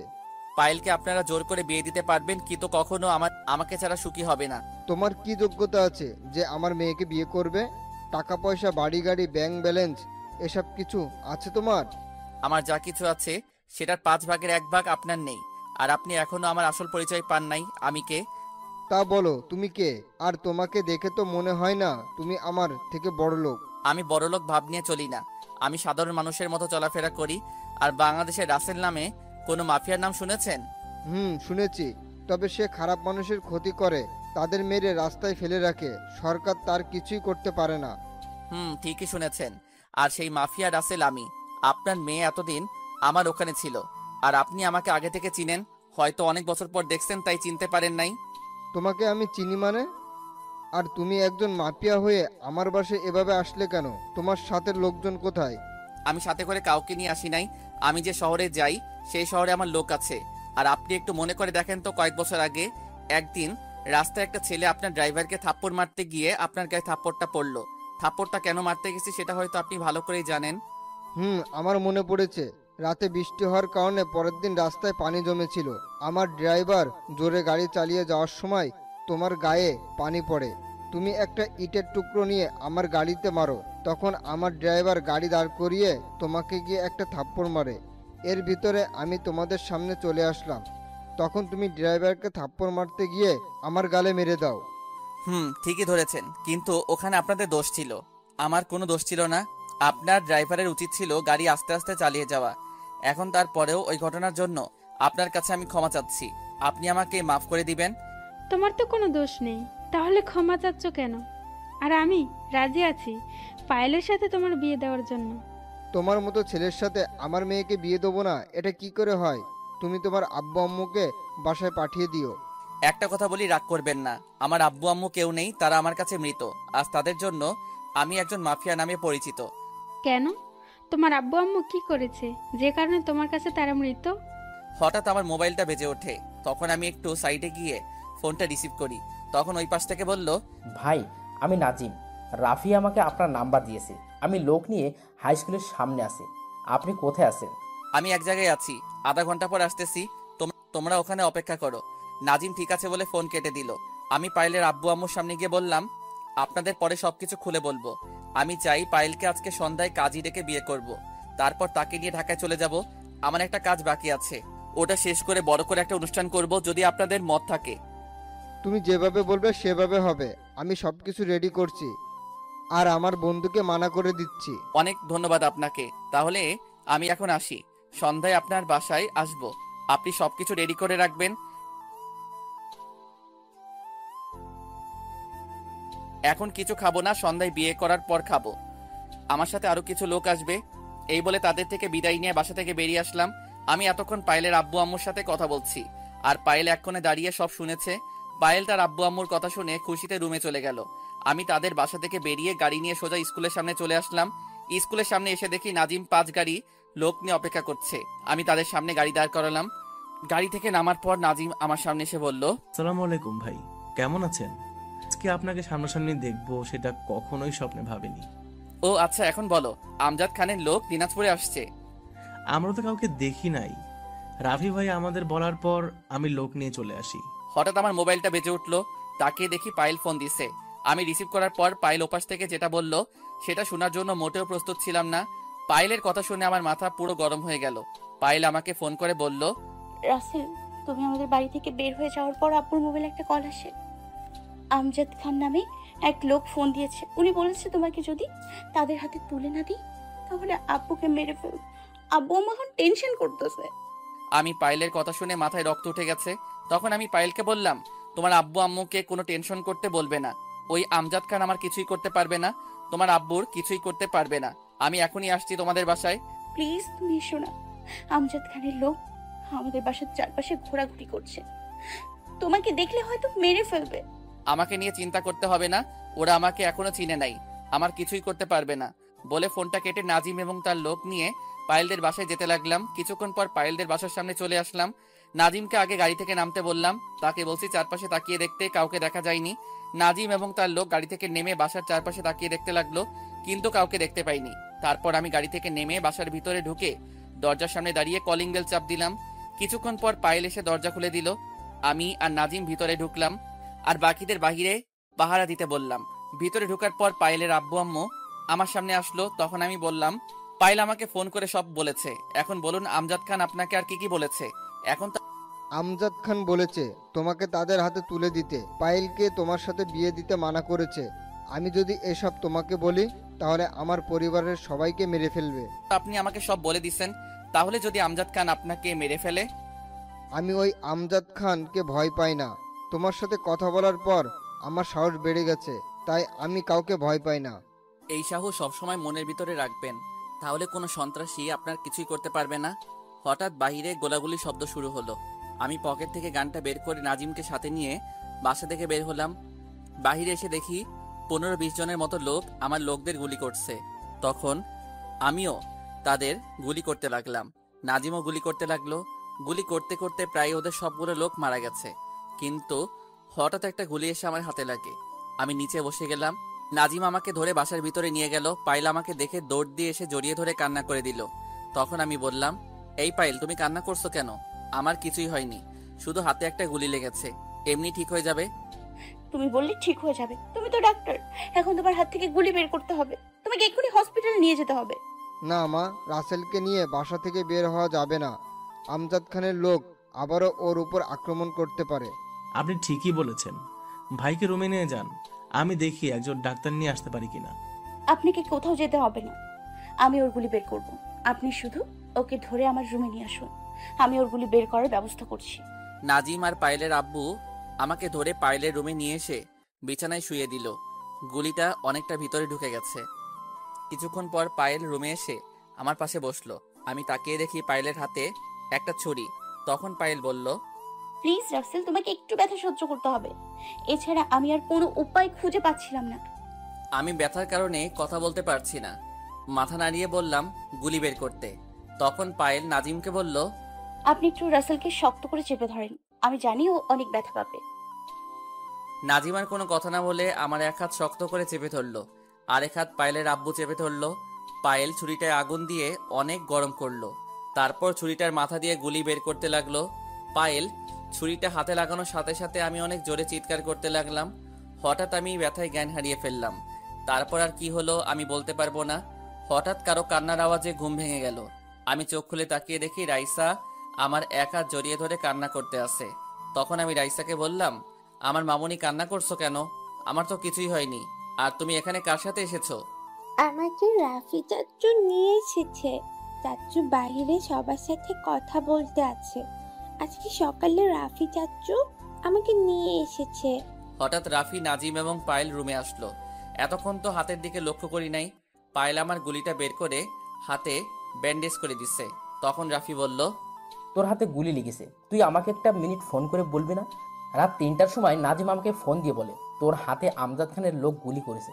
তারপর ভোরে ভোরে রাইসাকে সাথে নিয়ে রওনা দিয়ে এখানে আসলাম। এসেছিস, ভালো হয়েছে। আর তোকে ফোন করতে পারি নাই, কারণ হাতে গুলি লাগার পর অনেক ব্যথা করছিল, তাই তোকে ফোন দিতে পারি নাই। এখন বল, কাউকে খুঁজে পেয়েছিস? এখনো কাউকে খুঁজে পাইনি, তবে বেশি দিন লাগবে না ওদের খুঁজে বের করতে। আমার মনে হয় মন্ত্রীর বিপক্ষ প্রার্থীকে ধরতে পারলে আমজাদ খানের সংবাদ পাওয়া যাবে। তুই বলছিস না মন্ত্রীর বিপক্ষ প্রার্থী আমজাদ খানের সাথে হাত মিলিয়েছে আমাকে মারার জন্য? আসলে তোকে না জানিয়ে আমি আমাদের এক লোককে ওই জুনায়েদ সাহেব এর ওখানে পাঠিয়েছি একটা কাজের জন্য। তখন ওই লোকটা আমাকে ফোন দিয়ে ওইসব কথা বলেছে। তাহলে ঠিক আছে, আগে ওই জুনায়েদ সাহেবকে ধরতে হবে, তাহলে সব খবর পাওয়া যাবে। আমি যে দিনাজপুরে আসছি এটা হয়তো ওই জুনায়েদ সাহেব আমজাদ খানকে বলেছে, তা না হলে বাহিরের কেউ জানে না আমি কোথায় আছি। ওনাকে ধরতে হলে তো আমাদের আবার ঢাকায় ফিরে যেতে হবে, কিন্তু তোকে এই অবস্থায় রেখে আমি কোথায় যাব না। আমজাদ খানের লোক আবার আক্রমণ করতে পারে। তোদের কোথাও যেতে হবে না, আমি মেহেদির সাথে কথা বলছি। মেহেদিকে এবার উপরে নিয়ে আসতে হবে। এবার আমাদের খেলা শুরু হবে। ওই আমজাদ খান এবং তার লোক কাউকে বাঁচিয়ে রাখবো না। এবারে বাংলাদেশ থেকে সব অবৈধ ব্যবসায় আগুন লাগিয়ে দিব। তুই ঠিকই বলছিস, এবার আমাদের দেশের জন্য কিছু করতে হবে। দেশটাকে সন্ত্রাসী, চাঁদাবাজি, টেন্ডারবাজি ওদের হাত থেকে বাঁচাতে হবে, তারপর আমাদের কাজ ছেড়ে দেব। হঠাৎ পায়েল বলল, আপনাদের কথা শেষ হয়েছে? তাহলে এবার রাফি আর নাজিম তোমরা নিচে যাও, আমাদের জন্য নাস্তা রেডি করো। আমি রাইসা এবং রাসেলকে রুমে খাইয়ে দিচ্ছি। নাজিম আর রাফি ঠিক আছে বলে রুম থেকে বেরিয়ে গেল। পায়েল আমাকে ধরে বসালো। তখন পায়েল বলল, তুমি বসো, আমি তোমার জন্য পানি নিয়ে আসছি। আর রাইসা, মামুনি, তুমি আমার সাথে আসো, ফ্রেশ হয়ে বাবার সাথে খাবার খাবে। রাইসা আর পায়েল ওয়াশরুমে ঢুকে ফ্রেশ হয়ে আসলো, আর সাথে পানি নিয়ে এসে আমার মুখটা ধুয়ে দিল। পায়েল রুম থেকে বেরিয়ে আমাদের জন্য নাস্তা নিয়ে আসলো। পায়েল নিজ হাতে আমাকে এবং রাইসাকে খাইয়ে দিচ্ছে। নাস্তা খাওয়া শেষ হবার পর পায়েল আমাকে ওষুধ খাইয়ে দিল। তখন আমি পায়েলকে বললাম, পায়েল, তোমার অনেক কষ্ট হচ্ছে তাই না? এটা তুমি কি বলছো? আমি আমার স্বামীর সেবা করছি, এখানে কষ্ট পাওয়ার কি আছে? এখনো তো আমাদের বিয়ে হয়নি। হয়নি তো কি হয়েছে? তুমি আগে সুস্থ হয়ে ওঠো, তারপর আমাদের বিয়ে হবে। যদি আমি আমজাদ খানকে মারতে গিয়ে মরে যাই তখন তুমি কি করবে? তখন আমিও তোমার কাছে চলে যাব। তুমি যদি আমার কাছে চলে আসো তাহলে আমার মেয়েকে কে দেখে রাখবে? তখন তো তুমি ছাড়া ওর আপন কেউ থাকবে না। আমার কথা শুনে রাইসা বলে উঠল, যদি তোমার কিছু হয় তাহলে আমি আর আম্মু তোমার কাছে চলে যাব। আমি আর কোনো কথা না বলে রাইসা এবং পায়েলকে জড়িয়ে ধরলাম। পায়েল আর রাইসা আমাকে শক্ত করে জড়িয়ে ধরলো। হঠাৎ আমার মোবাইলে একটা কল আসলো। কলটা রিসিভ করার পর ওই পাশ থেকে যে কথা বলল তার কথা শুনে আমার মাথা গরম হয়ে গেল। ওপাশ থেকে যে ফোন করেছে সে আর কেউ নয়, বর্তমান মন্ত্রী। মন্ত্রী বলল, রাসেল মাফিয়া, তোর সাহস কি করে হলো আমার অবৈধ ব্যবসায় আগুন লাগানোর?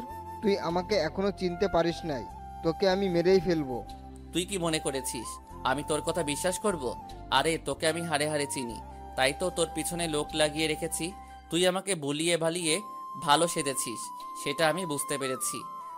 তুই হয়তো আরেকটা কথা জানিস নাই, ওই আমজাদ খান আমার সাথে হাত মিলিয়েছে।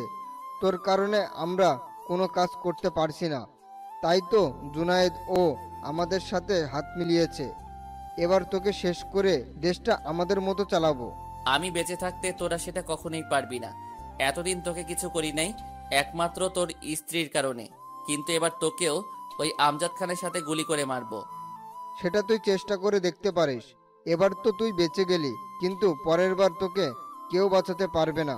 তুই মরার জন্য প্রস্তুত থাকিস। সেটা সময় হলে দেখতে পাবি কে কাকে মারে। এবার আর তোর ওপর দয়া করব না। তোদের মতো মানুষদের না মেরে এই মাফিয়া কখনো শান্ত হবে না। বলে ফোনটা কেটে দিলাম। তখন পায়েল আমাকে বলল, আর ফোন ছিল, আর তুমি ওর সাথে এভাবে কথা বলছিলে কেন? আমার অনেক ভয় হচ্ছে যদি ওরা তোমাকে মেরে ফেলে। ওদের না মেরে আমি মাফিয়া কখনো মরবো না, আর মরলেও আফসোস থাকবে না, কারণ দেশের মানুষের জন্য নিজের জীবন দিতে প্রস্তুত আছি। তুমি একা তাদের সাথে পেরে উঠবে? মন্ত্রীর হাত তো অনেক বড়, ওনার হাত দেশের বাইরের মানুষদের সাথে আছে। আমার হাতও অনেক বড়, সেটা তুমি সময় হলে দেখতে পাবে। আমাকে দেখতে সাধারণ মানুষের মতো লাগে, কিন্তু আমি যে কত বড় হারামি এটা ওই মন্ত্রী এবং আমজাদ খান জানে না। তোমার কিছু হয়ে গেলে আমি রাস্তা কাকে নিয়ে বাঁচবো? আমি তোমাকে হারাতে পারবো না। পায়েল, তুমি ভেঙে পড়ো না, তাহলে আমি কাজটা করতে পারবো না। শুধু আমার জন্য আল্লাহর কাছে দোয়া করো, আমি যেন এইসব জালিমদের ধ্বংস করতে পারি, তাহলে দেশের মানুষ সুন্দরভাবে জীবন যাপন করতে পারবে। আমি তোমার জন্য সব সময় দোয়া করি, তুমি যেন দেশের মানুষকে এইসব জালিমদের হাত থেকে রক্ষা করতে পারো। এ বলে আমি জড়িয়ে ধরলাম ওকে। আমি আপনাদের একটা কথা বলতে ভুলে গেছি। আসলে আমি জানতাম মন্ত্রী এত সহজে ভালো হবার কথা নয়। হঠাৎ ভালো হবার নিশ্চয়ই কোনো কারণ আছে, তাই ওনার পিছনে লোক লাগিয়ে রেখেছি। পরে আমি সব জানতে পারলাম। মানুষের সাথে উপরে ভালোভাবে কথা বলবে আর ভিতরে অবৈধ ব্যবসা করে যাচ্ছে। তাই আমার লোকগুলোকে বলছি সুযোগ পেলে মন্ত্রীর গোডাউনে আগুন লাগিয়ে দিতে। ওরা তাই করলো, কিন্তু মন্ত্রীর আরো অনেকগুলো অবৈধ ব্যবসা আছে, সেগুলো কোথায় সেটাও আমি জানি। রাতে পায়েল নিজ হাতে খাবার খাইয়ে দিয়ে ঔষধ খাইয়ে দিয়ে অন্য একটা রুমে রাইসাকে নিয়ে চলে গেল। আমি পকেট থেকে মোবাইল বের করে মেহেদিকে ফোন দিলাম। মেহেদি কল রিসিভ করে বলল, কিরে, কেমন আছিস? তোর হাতের ব্যথা কমেছে? আমি ভালো আছি, ব্যথা আগের থেকে কিছুটা কমছে। এখন বল তুই কেমন আছিস? সবগুলো ট্রেনিং দেওয়া শেষ হয়েছে? আমিও ভালো আছি, আর সবগুলোকে ভালোভাবে ট্রেনিং দিয়েছি। এখন তুই বললে উপরে উঠে আসবো, আমার কাজ শুরু করেও দিব।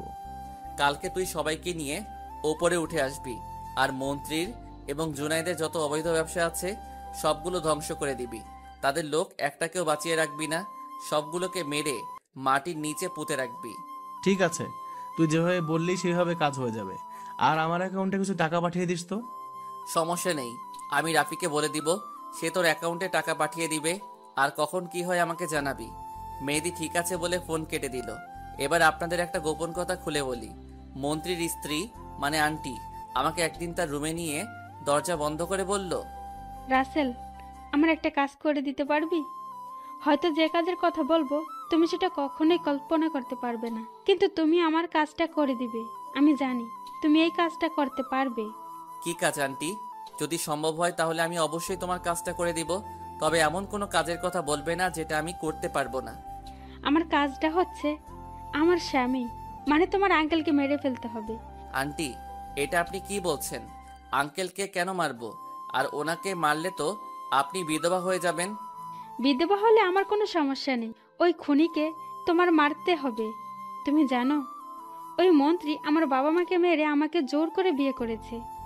আমি অনেক চেষ্টা করছি ওকে মারার জন্য, কিন্তু মারতে পারি নাই। তুমি ওকে মেরে ফেলো। ওর মতো খুনের সাথে আমি সংসার করতে চাই না। ও শুধু আমার বাবা মাকে মারে নাই, ও আমার ভালোবাসার মানুষটাকেও মেরে ফেলেছে। আন্টি কথাগুলো বলতে বলতে ওনার চোখ দিয়ে পানি পড়ে, পুরো শাড়ি ভিজে গেছে। আন্টির কথা শুনে যেন আমার পায়ের নিচের মাটি সরে গেল।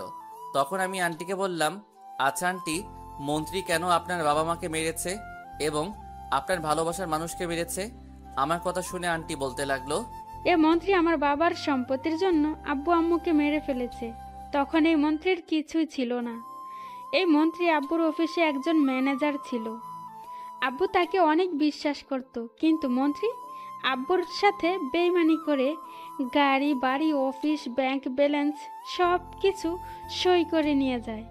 আব্বু পুলিশের কাছে মামলা করতে যাওয়ার সময় আব্বু আম্মুকে বাসায় মেরে ফেলে। তারপর আমাকে উঠিয়ে নিয়ে এসে বিয়ে করে।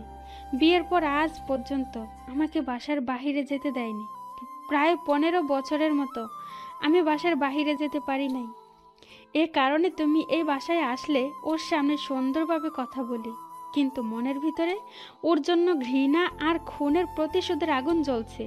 এবার বলুন, আপনার ভালোবাসার মানুষটির সাথে কতদিনের রিলেশন ছিল? আর আপনার আব্বু আম্মুকে মারার আগে আপনি কি করতেন? তখন আমি পড়ালেখা করতাম, মাস্টার্স কমপ্লিট করছি। মাস্টার্স কমপ্লিট করার পর আব্বু আম্মুকে মেরে ফেলে এবং আমাকে জোর করে বিয়ে করে। আর আমার আর রাতুলের রিলেশন কলেজ লাইফ থেকে। মন্ত্রী আমাকে বিয়ে করার পর কেমন করে যেন রাতুলের কথা জানতে পারে। পরে আমাকে রাতুলকে মেরে ফেলার হুমকি দেয় যদি আমি বাহিরের কারো কাছে কিছু বলি। কিন্তু কয়টা মাস যাওয়ার পর রাতুলের কোনো খোঁজ খবর পাইনি। সে কি বেঁচে আছে নাকি মন্ত্রী ওকে মেরে ফেলেছে সেটা বলতে পারবো না। আমার মনে হয় মন্ত্রী তাকে মেরে ফেলেছে। ঠিক আছে আন্টি, আমি আপনাকে কথা দিচ্ছি, এই মন্ত্রীকে আমি কখনো বাঁচিয়ে রাখবো না। এখন ওনাকে মারা সহজ হবে না, আমার কিছু প্রমাণ জোগাড় করতে হবে, তা না হলে ওনাকে মারা যাবে না। এই ছিল আন্টির সাথে আমার কথা। এরপর ওই মন্ত্রীকে আমি দু চোখে দেখতে পারতাম না, আর মন্ত্রী যে সময় আমাকে ডাকতো তখনই চলে যেতাম, কারণ আমার প্রমাণ বের করতে হবে। আর এই পর্যন্ত মন্ত্রীর থেকে প্রায় 20 কোটি টাকার মতো নিছি। সবগুলো টাকা গরিবদের হক ছিল, তাই ওই টাকা দিয়ে আমি গরিবদের জন্য এত কিছু করে যাচ্ছি। আমি প্রায় অনেক প্রমাণ জোগাড় করেছি। এসব প্রমাণ জোগাড় করতে আন্টিও আমাকে সাহায্য করেছে। তো কি প্রমাণ জোগাড় করছি সেটা সময় হলে জানতে পারবেন। দেখতে দেখতে 10টা দিন চলে গেল। এখন মোটামুটি সুস্থ আছি, হাতটা নাড়াচাড়া করতে পারছি, কিন্তু গাটা এখনো শুকায় নাই। আজকে পায়েল, আমি আর রাইসা মার্কেট করতে এসেছি। এখানে আসার সময় কোনো জামা কাপড় নিয়ে আসি নাই। রাফি 2 সেট জামা কিনে এনে দিছে, কিন্তু সেটা আমার পছন্দ হয়নি। কোনো রকম 10টা দিন পরেছি। আমার সাথে প্রায় 10টা গাড়ি লোক এসেছে, তারা সবাই মার্কেটের সামনে পাহারা দিচ্ছে। পায়েলের জন্য কিছু জামা কাপড় নিলাম, রাইসার জন্য নিলাম। হঠাৎ একটা নেকলেসের ওপর চোখ যায়। আমার নেকলেসটা অনেক পছন্দ হয়েছে, তাই পায়েল এবং রাইসার চোখ ফাঁকি দিয়ে নেকলেসটা কিনে নিলাম। এটা পায়েলকে ভালো বানাবে। কেনাকাটা সব শেষ। তখন মনে পড়লো শ্বশুর শাশুড়ির জন্য তো কিছুই নিলাম না। তারপর শ্বশুর শাশুড়ির জন্য কিছু মার্কেট করলাম, সবকিছু কেনাকাটা শেষ করলাম। তারপর পায়েলকে বললাম, পায়েল তোমার কি আর কিছু লাগবে? যদি লাগে বলো। আর রাইসা মামুনি, তোমার আর কিছু লাগবে? আব্বু, আমার ওই বড় পুতুলটা লাগবে। পুতুলটা দেখতে অনেক সুন্দর। ঠিক আছে মামুনি, আমি এখনই কিনে দিচ্ছি তোমাকে। রাসেল, আমাকে ওই নুপুর জোড়া কিনে দাও। আমি ঠিক আছে বলে রাইসার পুতুল এবং পায়েলের নুপুর কিনে দিলাম। এর ফাঁকে রাফির জন্য কিছু কেনাকাটা করলাম। সবকিছু শেষ করে মার্কেট থেকে বেরিয়ে আসতেই হঠাৎ আমাদের সামনে একজন মহিলা আসলো এবং ওনার সাথে আরো 2 জন মানুষ ছিল। তাদের দেখে মাথায় রক্ত উঠে গেল। তারা এখানে কেন আর আমার সামনে আসলো কেন? আমি তো এখন তাদের কাউকে চিনি না। আপনারা হয়তো ভাবছেন তারা কারা, যে তাদের দেখে মাথায় রক্ত উঠে গেল। তারা আর কেউ নয়, একজন হচ্ছে আমার গর্ভধারিণী মা এবং বাকি 2 জন হচ্ছে আমার মামা মামি। আম্মু আমাকে দেখে বলল, রাসেল, তুই এতদিন কোথায় ছিলি? আমি দেশে এসে তোকে অনেক জায়গায় খুঁজেছি, কিন্তু কোথাও পাইনি। তুই আমাকে ক্ষমা করে দে। তোর বাবার সাথে ঝগড়া করে তোকে ফেলে বাইরে চলে গেছি, তাও আবার তোদের না জানিয়ে। আপনি কে? আপনাকে তো আমি চিনি না। আমার আব্বু আম্মু তো অনেক আগেই আমার কাছে মারা গেছে। রাসেল, তুমি এটা কি বলছো? তোমার আম্মু না হয় তোমাকে ফেলে চলে গেছে, তাই বলে তুমি তাদের মৃত বলবে? তোমার আম্মু তার ভুল বুঝতে পেরেছে, তুমি তাকে ক্ষমা করে দাও। তোমার আম্মু দেশে এসে তোমাকে অনেক জায়গায় খুঁজেছে, তোমার জন্য অনেক কান্নাকাটি করে। প্লিজ তুমি তোমার আম্মুকে ক্ষমা করে দাও। ক্ষমা? সেটা আমি কখনো করব না। তারা নিজেদের স্বার্থে আমাকে ফেলে রেখে যে যার মতো চলে গেছে, একটাবার আমার কথা চিন্তা করে নাই।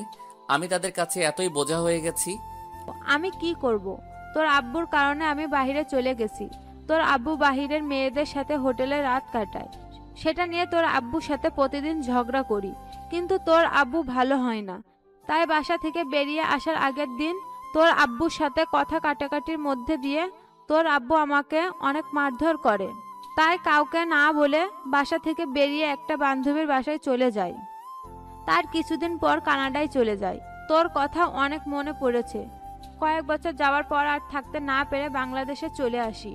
এসে তোকে অনেক জায়গায় খুঁজেছি, কিন্তু কোথাও পাইনি। আজকে তোর মামাতো বোন রিয়ার জন্য বিয়ের মার্কেট করতে আসি। হঠাৎ দেখি তুই মার্কেট থেকে বেরিয়ে আসছিস। আম্মু এতক্ষণ কথাগুলো বলতেই চোখের পানি দিয়ে পুরো শাড়ি ভিজে ফেলছে। তখন আমি বললাম, এতই যদি আমার কথা মনে পড়তো তাহলে অবশ্যই ফিরে আসতে, কিন্তু তুমি আসলে না। এখন তুমি অনেক দেরি করে ফেলছো। আমার দুনিয়া আপন বলতে কেউ নেই। বাংলাদেশের মানুষ এখন আমার আপনজন। তাদের সাথে বাকিটা জীবন কাটিয়ে দিতে চাই। তারা সবাই আমাকে অনেক ভালোবাসে। তারা এখন আমাকে এক নামে চিনে, মাফিয়া কিং রাসেল। আজ আমি মাফিয়া হয়েছি তোমাদের কারণে। আমার জীবনটা তোমরা ধ্বংস করে দিছো। তোমরা যদি এমনটা না করতে তাহলে আমার জীবনটা সুন্দরভাবে চলতো। আমি তো বলছি আমার ভুল হয়ে গেছে, এইবারের মতো ক্ষমা করে দে। আমি কথা দিচ্ছি আর কখনো তোকে ছেড়ে কোথাও যাব না। আপনার সাথে কথা বলতে আমার ঘৃণা লাগছে। আপনি আমার সামনে থেকে গেলে আমি অনেক খুশি হব। তার মানে তুই সেই মাফিয়া কিং রাসেল? তোর নাম অনেক শুনেছি, কিন্তু কখনো দেখি নাই। আজকে তোকে দেখলাম। তুই যে কাজ করছিস সেটা দেখে অনেক খুশি হয়েছি। একবার কি তোর মাকে ক্ষমা করে দেওয়া যায় না? তাদের তো ক্ষমা আমি কখনো করব না, তার সাথে তোমাদেরও ক্ষমা করব না। আব্বু আম্মু আমাকে ছেড়ে যাওয়ার পর আপনারা আমার একটা বারের জন্য খোঁজখবর নিয়েছেন? আপনারাও তাদের মতো আমার খোঁজখবর নেন নাই। দুঃখিত, আমি আপনাদের সাথে কোথাও যাব না। আপনারা এখান থেকে চলে যান।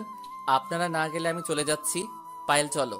আমি আর কোনো কথা না বলে পায়েল আর রাইসাকে নিয়ে গাড়িতে গিয়ে বসলাম। আম্মু এবং মামা মামি এখনো ওখানে দাঁড়িয়ে আছে। আম্মু দাঁড়িয়ে এখনো কান্না করে যাচ্ছে। এতক্ষণ চোখের পানি অনেক কষ্টে আটকে রেখেছি। আম্মুকে আজ প্রায় 5 বছর পর দেখছি। আগের থেকে কেমন শুকিয়ে গেছে, মনে হয় খাওয়া দাওয়া ঠিক মতো করে না। নিজের চোখ দিয়ে জোরে জোরে পানি পড়তে লাগলো। আমার সাথে কেন এমন করছো? আমি তো কোনো অপরাধ করি নাই, তাহলে কেন আমাকে ছেড়ে চলে গেলে? তোমাদের জন্য আমার মনে এখন ভালোবাসা নেই, আছে শুধু বুক ভরা ঘৃণা। গাড়ি নিয়ে বাসায় যেতে লাগলাম। তখন পায়েল বলল, তুমি তোমার আম্মুকে ক্ষমা করে দিতে, উনি তো ওনার ভুল বুঝতে পেরেছে। কি করে ক্ষমা করি বলো? তাদের জন্য আজ আমি এই পথে এসেছি। তারা যদি সুন্দরভাবে চলতো তাহলে আমাকে এই দিন কখনো দেখতে হতো না। এখানে তো তোমার আব্বুর কারণে তোমার আম্মু চলে গেছে। দোষ তো তোমার আব্বুর, তোমার আম্মু তো কোনো দোষ করেনি। ওনাকে তো আমি সামনে ফেলে নিজ হাতে গুলি করে মারবো। ওনার জন্য আজ এত কিছু হয়েছে। আমি বলি কি, তোমার আম্মুকে ক্ষমা করে দাও। উনি তো তোমার আব্বুর জন্য বাসা থেকে বেরিয়ে গেছে। শাস্তি দিলে তোমার আব্বুকে দাও। ওনাকে তো দিবই, কিন্তু আম্মুর উপর রাগ উঠেছে। কারণ আমার কথা যখন মনে পড়ছে, তাহলে ফিরে আসে নাই কেন? এত বছর পর কেন আসলো? পায়েল আর কোনো কথা বলল না। কিছুক্ষণ পর বাসায় চলে আসলাম। পায়েল রাইসাকে কোলে নিয়ে ভিতরে চলে গেল। আমি গাড়ি পার্কিং করে বাসার ভিতরে চলে আসলাম। আমার লোক সবগুলো জিনিসপত্র নিয়ে ভেতরে আসলো। রাতে খাওয়া দাওয়া করার পর পায়েলকে বললাম তাদের ছাদে একটু আসতে। আমি ছাদে গিয়ে এক কোণে দাঁড়িয়ে আকাশের দিকে তাকিয়ে আছি। কিছুক্ষণ পর পায়েল ছাদে এসে আমাকে পিছন থেকে জড়িয়ে ধরলো। আমিও পায়েলকে জড়িয়ে ধরলাম। তখন পায়েল বলল, তাই এবার বলো, হঠাৎ ছাদে আসতে বললে কেন? তোমার জন্য একটা জিনিস কিনেছি, সেটা দেওয়ার জন্য আসতে বললাম। জিনিসটা কি, যদি আমাকে দেখাতে? আগে তুমি চোখটা বন্ধ করো, তারপর তোমার জিনিসটা দিব। পায়েল ঠিক আছে বলে চোখ বন্ধ করলো। তখন আমি পকেট থেকে নেকলেসটা বের করে পায়েলের গলায় পরিয়ে দিলাম। তারপর বললাম চোখ খুলতে। আমি মোবাইল বের করে ক্যামেরা চালু করে পায়েলের সামনে ধরলাম। পায়েল চোখ খুলে তার গলায় নেকলেসটা দেখে বলল, নেকলেসটা অনেক সুন্দর। তুমি কখন কিনলে নেকলেসটা? এটা আমি লুকিয়ে কিনেছি তোমাকে দেওয়ার জন্য। তোমাকে কিন্তু নেকলেসটাই অনেক সুন্দর লাগছে। দেখতে হবে না কে কিনেছে আমার জন্য? তোমার পছন্দ আছে বলতে হবে। পায়েল আমাকে একটু জড়িয়ে ধরে থাকবে? আজ এত বছর পর আম্মুকে দেখে কেমন জানি খারাপ লাগছে। ঠিক আছে ধরছি। এই তো, যদি খারাপ লাগে তাহলে ওই সময় ফিরিয়ে দিলে কেন? অভিমান আর ঘিন নাই, তাই আম্মুকে ফিরিয়ে দিছি। আমি কখনো এমনটা করতে চাই নাই। তুমি জানো, তারা আমাকে ছেড়ে যাওয়ার পর অনেক কষ্ট পেয়েছি। এমন কোনো রাত নাই তাদের জন্য কান্না করি নাই। চিন্তা করো না, দেখবে আস্তে আস্তে সব ঠিক হয়ে যাবে। পায়েল আর আমি কিছুক্ষণ ছাদে থেকে নিচে এসে যে যার রুমে চলে আসলাম। রুমে এসে ওয়াশরুমে ঢুকে ফ্রেশ হয়ে বিছানায় শুতেই মোবাইলটা বেজে উঠল। মোবাইলটা হাতে নিয়ে দেখি মেহেদি ফোন দিচ্ছে। আমি ফোনটা রিসিভ করার পর মেহেদি বলল, কিরে কেমন আছিস? ওই মন্ত্রী এবং আমজাদ খানের সব খবর পেয়ে গেছি, কিছু প্রমাণ জোগাড় করে ফেলেছি। তাহলে তো ভালোই। এখন আমাদের মিশনে যেতে হবে। তুই সবকিছু রেডি করে রাখ। আমি সবকিছু রেডি করে রাখছি, তুই কালকেই ঢাকায় ফিরে আয়। আমজাদ খান এখন ঢাকায় আছে। ঠিক আছে, তাহলে আমি কালকে সবাইকে নিয়ে ঢাকায় ফিরে আসছি বলে ফোনটা কেটে দিয়ে ঘুমিয়ে পড়লাম। পরের দিন সকালে হঠাৎ বুকটা কেমন ভারী ভারী লাগছে। চোখ খুলে দেখি পায়েল আমাকে জড়িয়ে ধরে শুয়ে আছে। পায়েলের চেহারার দিকে তাকিয়ে দেখি কেমন যেন মায়া আছে। আমি পায়েলের কপালে একটা চুমু দিলাম, সাথে সাথে পায়েলের ঘুম ভেঙে গেল।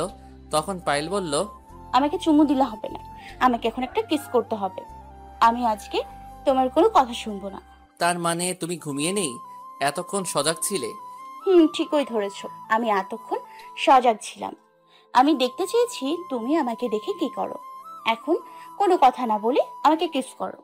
কি আর করার, এমনিও পায়েলের ঠোঁটের দিকে নিজেকে ধরে রাখতে পারলাম না, তাই পায়েলের ঠোঁটের সাথে ঠোঁট লাগিয়ে দিলাম। দুজন দুজনকে জড়িয়ে ধরে পাগলের মতো কিস করলাম। কিছুক্ষণ পর ছেড়ে দিলাম।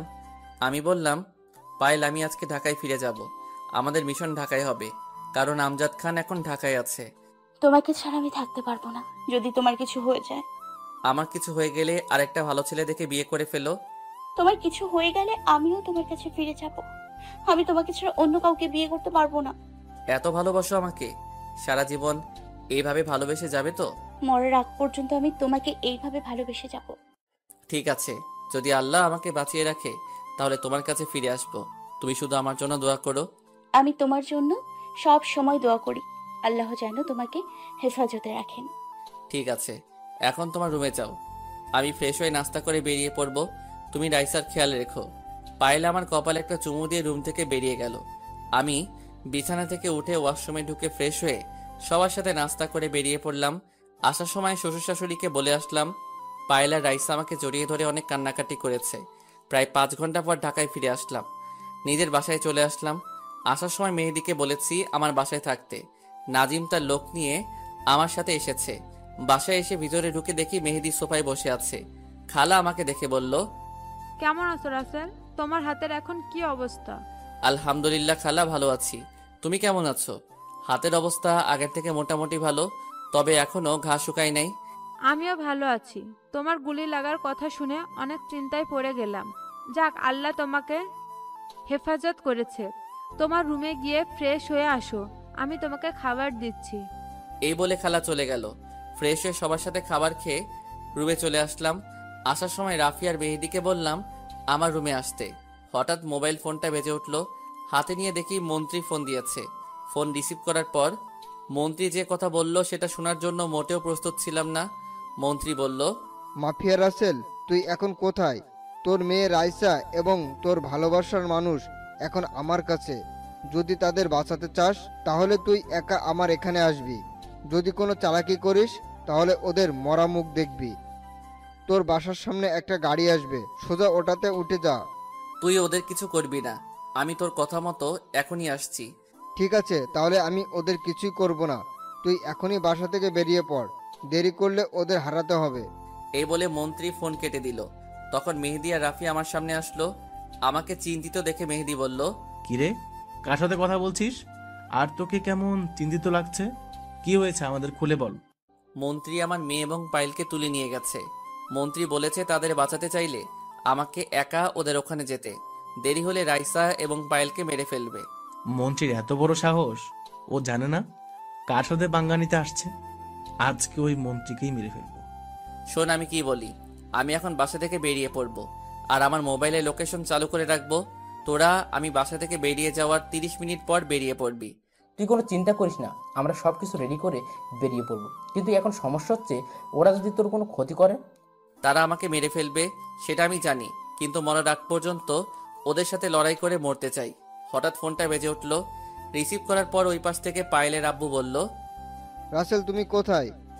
তোমরা বাসা থেকে বেরিয়ে যাওয়ার সাথে সাথে কিছু লোক আমার বাসায় ঢোকে পায়েল আর রাইসাকে তুলে নিয়ে গেছে।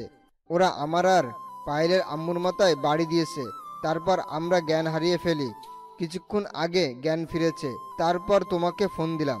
আপনি কোনো চিন্তা করবেন না, যারা ওদের তুলে নিয়ে গেছে তারা আমাকে ফোন দিয়েছে। আমি এখনই বেরিয়ে পড়ছি, ওদের কিছু হবে না। এ বলে ফোন কেটে দিয়ে বাসা থেকে বেরিয়ে আসলাম। আমাকে দেখে একটা গাড়ি সামনে আসলো, তারপর আমি গাড়িতে উঠে পড়লাম। আমি বাসা থেকে বেরিয়ে আসতেই আরেকজনকে ফোন দিয়েছি। কাকে দিয়েছি সেটা সময় হলে জানতে পারবেন। কিছুক্ষণ পর গাড়ি একটা গোডাউনের ভিতরে ঢুকে গেল। আমি গাড়ি থেকে নামার আগে মোবাইল বন্ধ করে রেখেছি। আমি জানি মেহেদি জায়গায় চিনে ফেলেছে। গাড়ি থেকে নামার সাথে সাথে দুইটা লোক এসে আমাকে চেক করলো। আমার কাছে শুধু মোবাইল পেয়েছে, তারা মোবাইল নিয়ে নিল। এটা আমি আগেই আন্দাজ করতে পারছি। তারপর ওই লোক দুইটা আমাকে ভিতরে নিয়ে গেল। ভিতরে গিয়ে দেখি পায়েল আর রাইসাকে দুইজন লোক ধরে রেখেছে। তাদের চেহারা দেখে বুঝতে পারলাম ওদের গায়ে হাত তুলেছে। রাইসা আমাকে দেখে কান্না করে বলল, আপু তুমি এসেছো?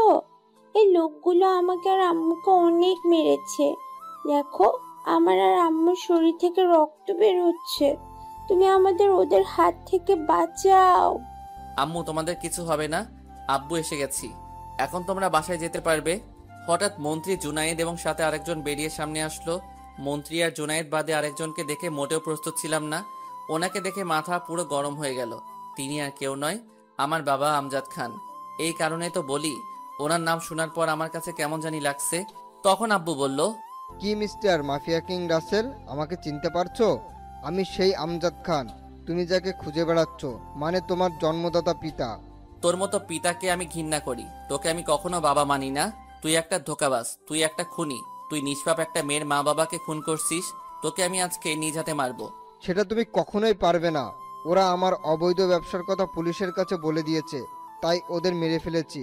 আজকে তোমার জীবনের শেষ দিন, তোমাকে মারার জন্য আজকে ওদের তুলে এনেছি। তুমি কি মনে করছো আমরা তোমাকে মারতে পারবো না? তোমার হাতে গুলি লাগার পর থেকে তোমার ওখানে চারপাশে লোক লাগিয়ে রেখেছি। পরে তুমি যখন ঢাকায় ফিরে এসেছো, তখন আমার লোকগুলোকে বললাম তোমার ভালোবাসা এবং তোমার মেয়েকে তুলে আনতে। এখন তোকে আমি নিজ হাতে মারবো। আব্বুর কথা শুনে মন্ত্রী বলল, না আমজাদ খান, ওকে আমি নিজ হাতে মারবো। ও আমার অবৈধ সব ব্যবসা আগুন লাগিয়ে দিয়েছে, আমার কোটি টাকার ক্ষতি করেছে। মন্ত্রীর কথা শুনে জুনায়েদ বলল, ও তোমার আমার একা ক্ষতি করে নাই, আমারও অনেক টাকার অবৈধ সম্পদ নষ্ট করেছে। আমি তাকে নিজ হাতে মারবো। তখন আমি ওদের সবাইকে বললাম, আমাকে মারবি ভালো কথা, তাহলে ওদের আটকে রেখেছিস কেন? ওদের ছেড়ে দে, আমি তো কোথাও যাচ্ছি না। তুই যেতে চাইলেও পারবি না। ওই তুই ছেড়ে দে ওদেরকে, আর মাফিয়া রাসেলকে দড়ি দিয়ে বেঁধে ফেল। পায়েল আর রাইসা মামুনি, তোমরা বাসায় চলে যাও, আব্বু ওদের সাথে কিছু হিসাব মিলিয়ে আসছি। না, আমি তোমাকে ছেড়ে যাব না, ওরা তোমাকে মেরে ফেল। পায়েল তুমি আমাকে নিয়ে চিন্তা করো না, ওরা আমার কিছুই করতে পারবে না। তুমি রাইসাকে নিয়ে বাসায় চলে যাও। পায়েল আর কোনো কথা না বলে রাইসাকে নিয়ে গোডাউন থেকে বেরিয়ে গেল। তারপর আমজাদ খানের লোক এসে আমাকে একটা চেয়ারে বেঁধে ফেললো। তখন আমজাদ খান বলল, ঠিক বলেছিস, ওর জন্য ঠিকভাবে ব্যবসা করতে পারছি না। যে কাজ করতে যাই সবগুলোতে বাধা দেয়। ওকে মেরে আবার নতুন করে অবৈধ ব্যবসা শুরু করব, আবার নিজের মতো দেশটা চালাবো। আমার কথায় দেশের মানুষ উঠবে আর বসবে। তাহলে দাঁড়িয়ে আছিস কেন? ওকে মেরে ফেল, আমাদের অনেক জ্বালিয়েছে। আজকে ওকে মেরে আমরা বাংলাদেশের রাজত্ব কায়েম করব। এই বলে ওরা তিনজন যেই আমাকে গুলি করতে যাবে, তখন বাইরে গোলাগুলির শব্দ শুরু হলো। তাদের একটা লোক এসে বলল, ভাই ভাই, বাইরের চারটা হেলিকপ্টার নিয়ে আমাদের আক্রমণ করছে। হেলিকপ্টার দিয়ে যারা আক্রমণ করছে তারা সবাই সেনাবাহিনীর লোক এবং মাফিয়া রাসেলের লোকও আছে সাথে। ওই লোকটার কথা শুনে আমজাদ খান বলল, তুই আমাদের সাথে চিটিং করেছিস, কিন্তু তোর লোক আক্রমণ করছে সেটা মানলাম, কিন্তু সেনাবাহিনী আমাদের আক্রমণ করছে কেন? আমজাদ খানের কথা শুনে আমি হাসতে হাসতে বললাম, তোরা কি আমাকে এতটাই বোকা মনে করছিস যে তোদের কথা মতো আমি এমনি এমনি চলে আসব? আমি আসার সময় সব প্ল্যান করে আসছি। আগে আমজাদ খান, আপনি সালাউদ্দিন মেজরকে চিনেন? মেজর সালাউদ্দিন তো আমার এক সময় বন্ধু ছিল, কিন্তু তার সাথে কিছু কথা কাটাকাটি হয়, তারপর থেকে ওর সাথে যোগাযোগ করি না। তাহলে ঠিকই ধরেছেন, ওই আপনার বন্ধু সালাউদ্দিন আঙ্কেলের সাথে আমার ভালো পরিচয়। উনি আমার কাজ সম্বন্ধে সব কিছু জানে। উনি বলেছে কখনো তাকে দরকার হলে ফোন দিতে, তাই আসার সময় ওনাকে ফোন দিয়ে আসছি। আর আমার আরেকটা কাজ হয়ে গেছে, যেটা তোদের ফাঁসির দড়িতে ঝুলবে। কিন্তু আমি তোদের আইনের আওতায় তুলে দিব না, আমি নিজ হাতে তোদের মারবো। তোরা আমার সাথে এতক্ষণ কি কি বলেছিস সবকিছু এতক্ষণ ভিডিও হয়েছে, এই দেখ। আমার কথা শুনে মন্ত্রী জুনায়েদ এবং আমজাদ খান ভয় পেয়ে গেছে। আমি এসব বাসায় বেরিয়ে আসার আগে করে এসেছি। তখন আমজাদ খান বলল, আমরা যেহেতু আজকে ধরা খেয়েছি, তাহলে তোকে বাঁচিয়ে রাখবো কেন? আমাদের সাথে তোকেও মরতে হবে। এই কথা বলে আমাকে গুলি করতে গেলে রাফি আর মেহেদি গোডাউনের ভিতরে ঢুকে ওদের গুলি করা শুরু করলো। তারা সবাই আড়ালে চলে গেল। রাফি মেহেদি আর বাঁধন খুলে দিল আর আমার কোটটা গায়ে দিল, যেটাই আমাকে গুলি করলে কিছুই হবে না। আমি ওদের গুলি করা শুরু করলাম। এক পর্যায়ে ওদের লোক সব গুলি খেয়ে মাটিতে গড়াগড়ি করতে করতে মারা যায়। তারপর আমি মন্ত্রী আর জুনায়েদের সামনে গিয়ে তাদের শুট করা শুরু করি। মন্ত্রী আর জুনায়েদ গুলি খেয়ে মাটিতে গড়াগড়ি খেতে খেতে মারা যায়। আমজাদ খান ভয়ে এক কোণায় লুকিয়ে পড়ে। আমি আমজাদ খানের সামনে গিয়ে দাঁড়ালাম। তখন আমজাদ খান বলল, রাসেল, আমাকে মারিস না, আমি তোর বাবা। আমি কথা দিচ্ছি আমি এরকম কাজ কখনো আর করব না। তুই এবারের মতো আমাকে ছেড়ে দে। তোকে আমি কখনো মারতাম না। তুই যদি নিষ্পাপ ওই মেয়ের আব্বু আম্মুকে না মারতি, তোকে আমি বাঁচিয়ে রাখবো না। তোকে বাঁচিয়ে রাখলে আবার অবৈধ ব্যবসা করবি। না রাসেল, আমি এসব কাজ করব না। আমি এই দেশ থেকে দূরে কোথাও চলে যাব। সেটা তো আমি কখনো করব না। আইনের আওতায় তুলে দিলে তোকে ফাঁসির রায় কার্যকর করবে, কিন্তু আমি তোকে আইনের আওতায় তুলে দিব না। তোকে আমি নিজ হাতে মারবো। এই যেই না গুলি করতে যাব, ঠিক তখনই সালাউদ্দিন আঙ্কেল এসে আমার হাত থেকে গুলি ফেলে দিল। তখন তিনি বললেন,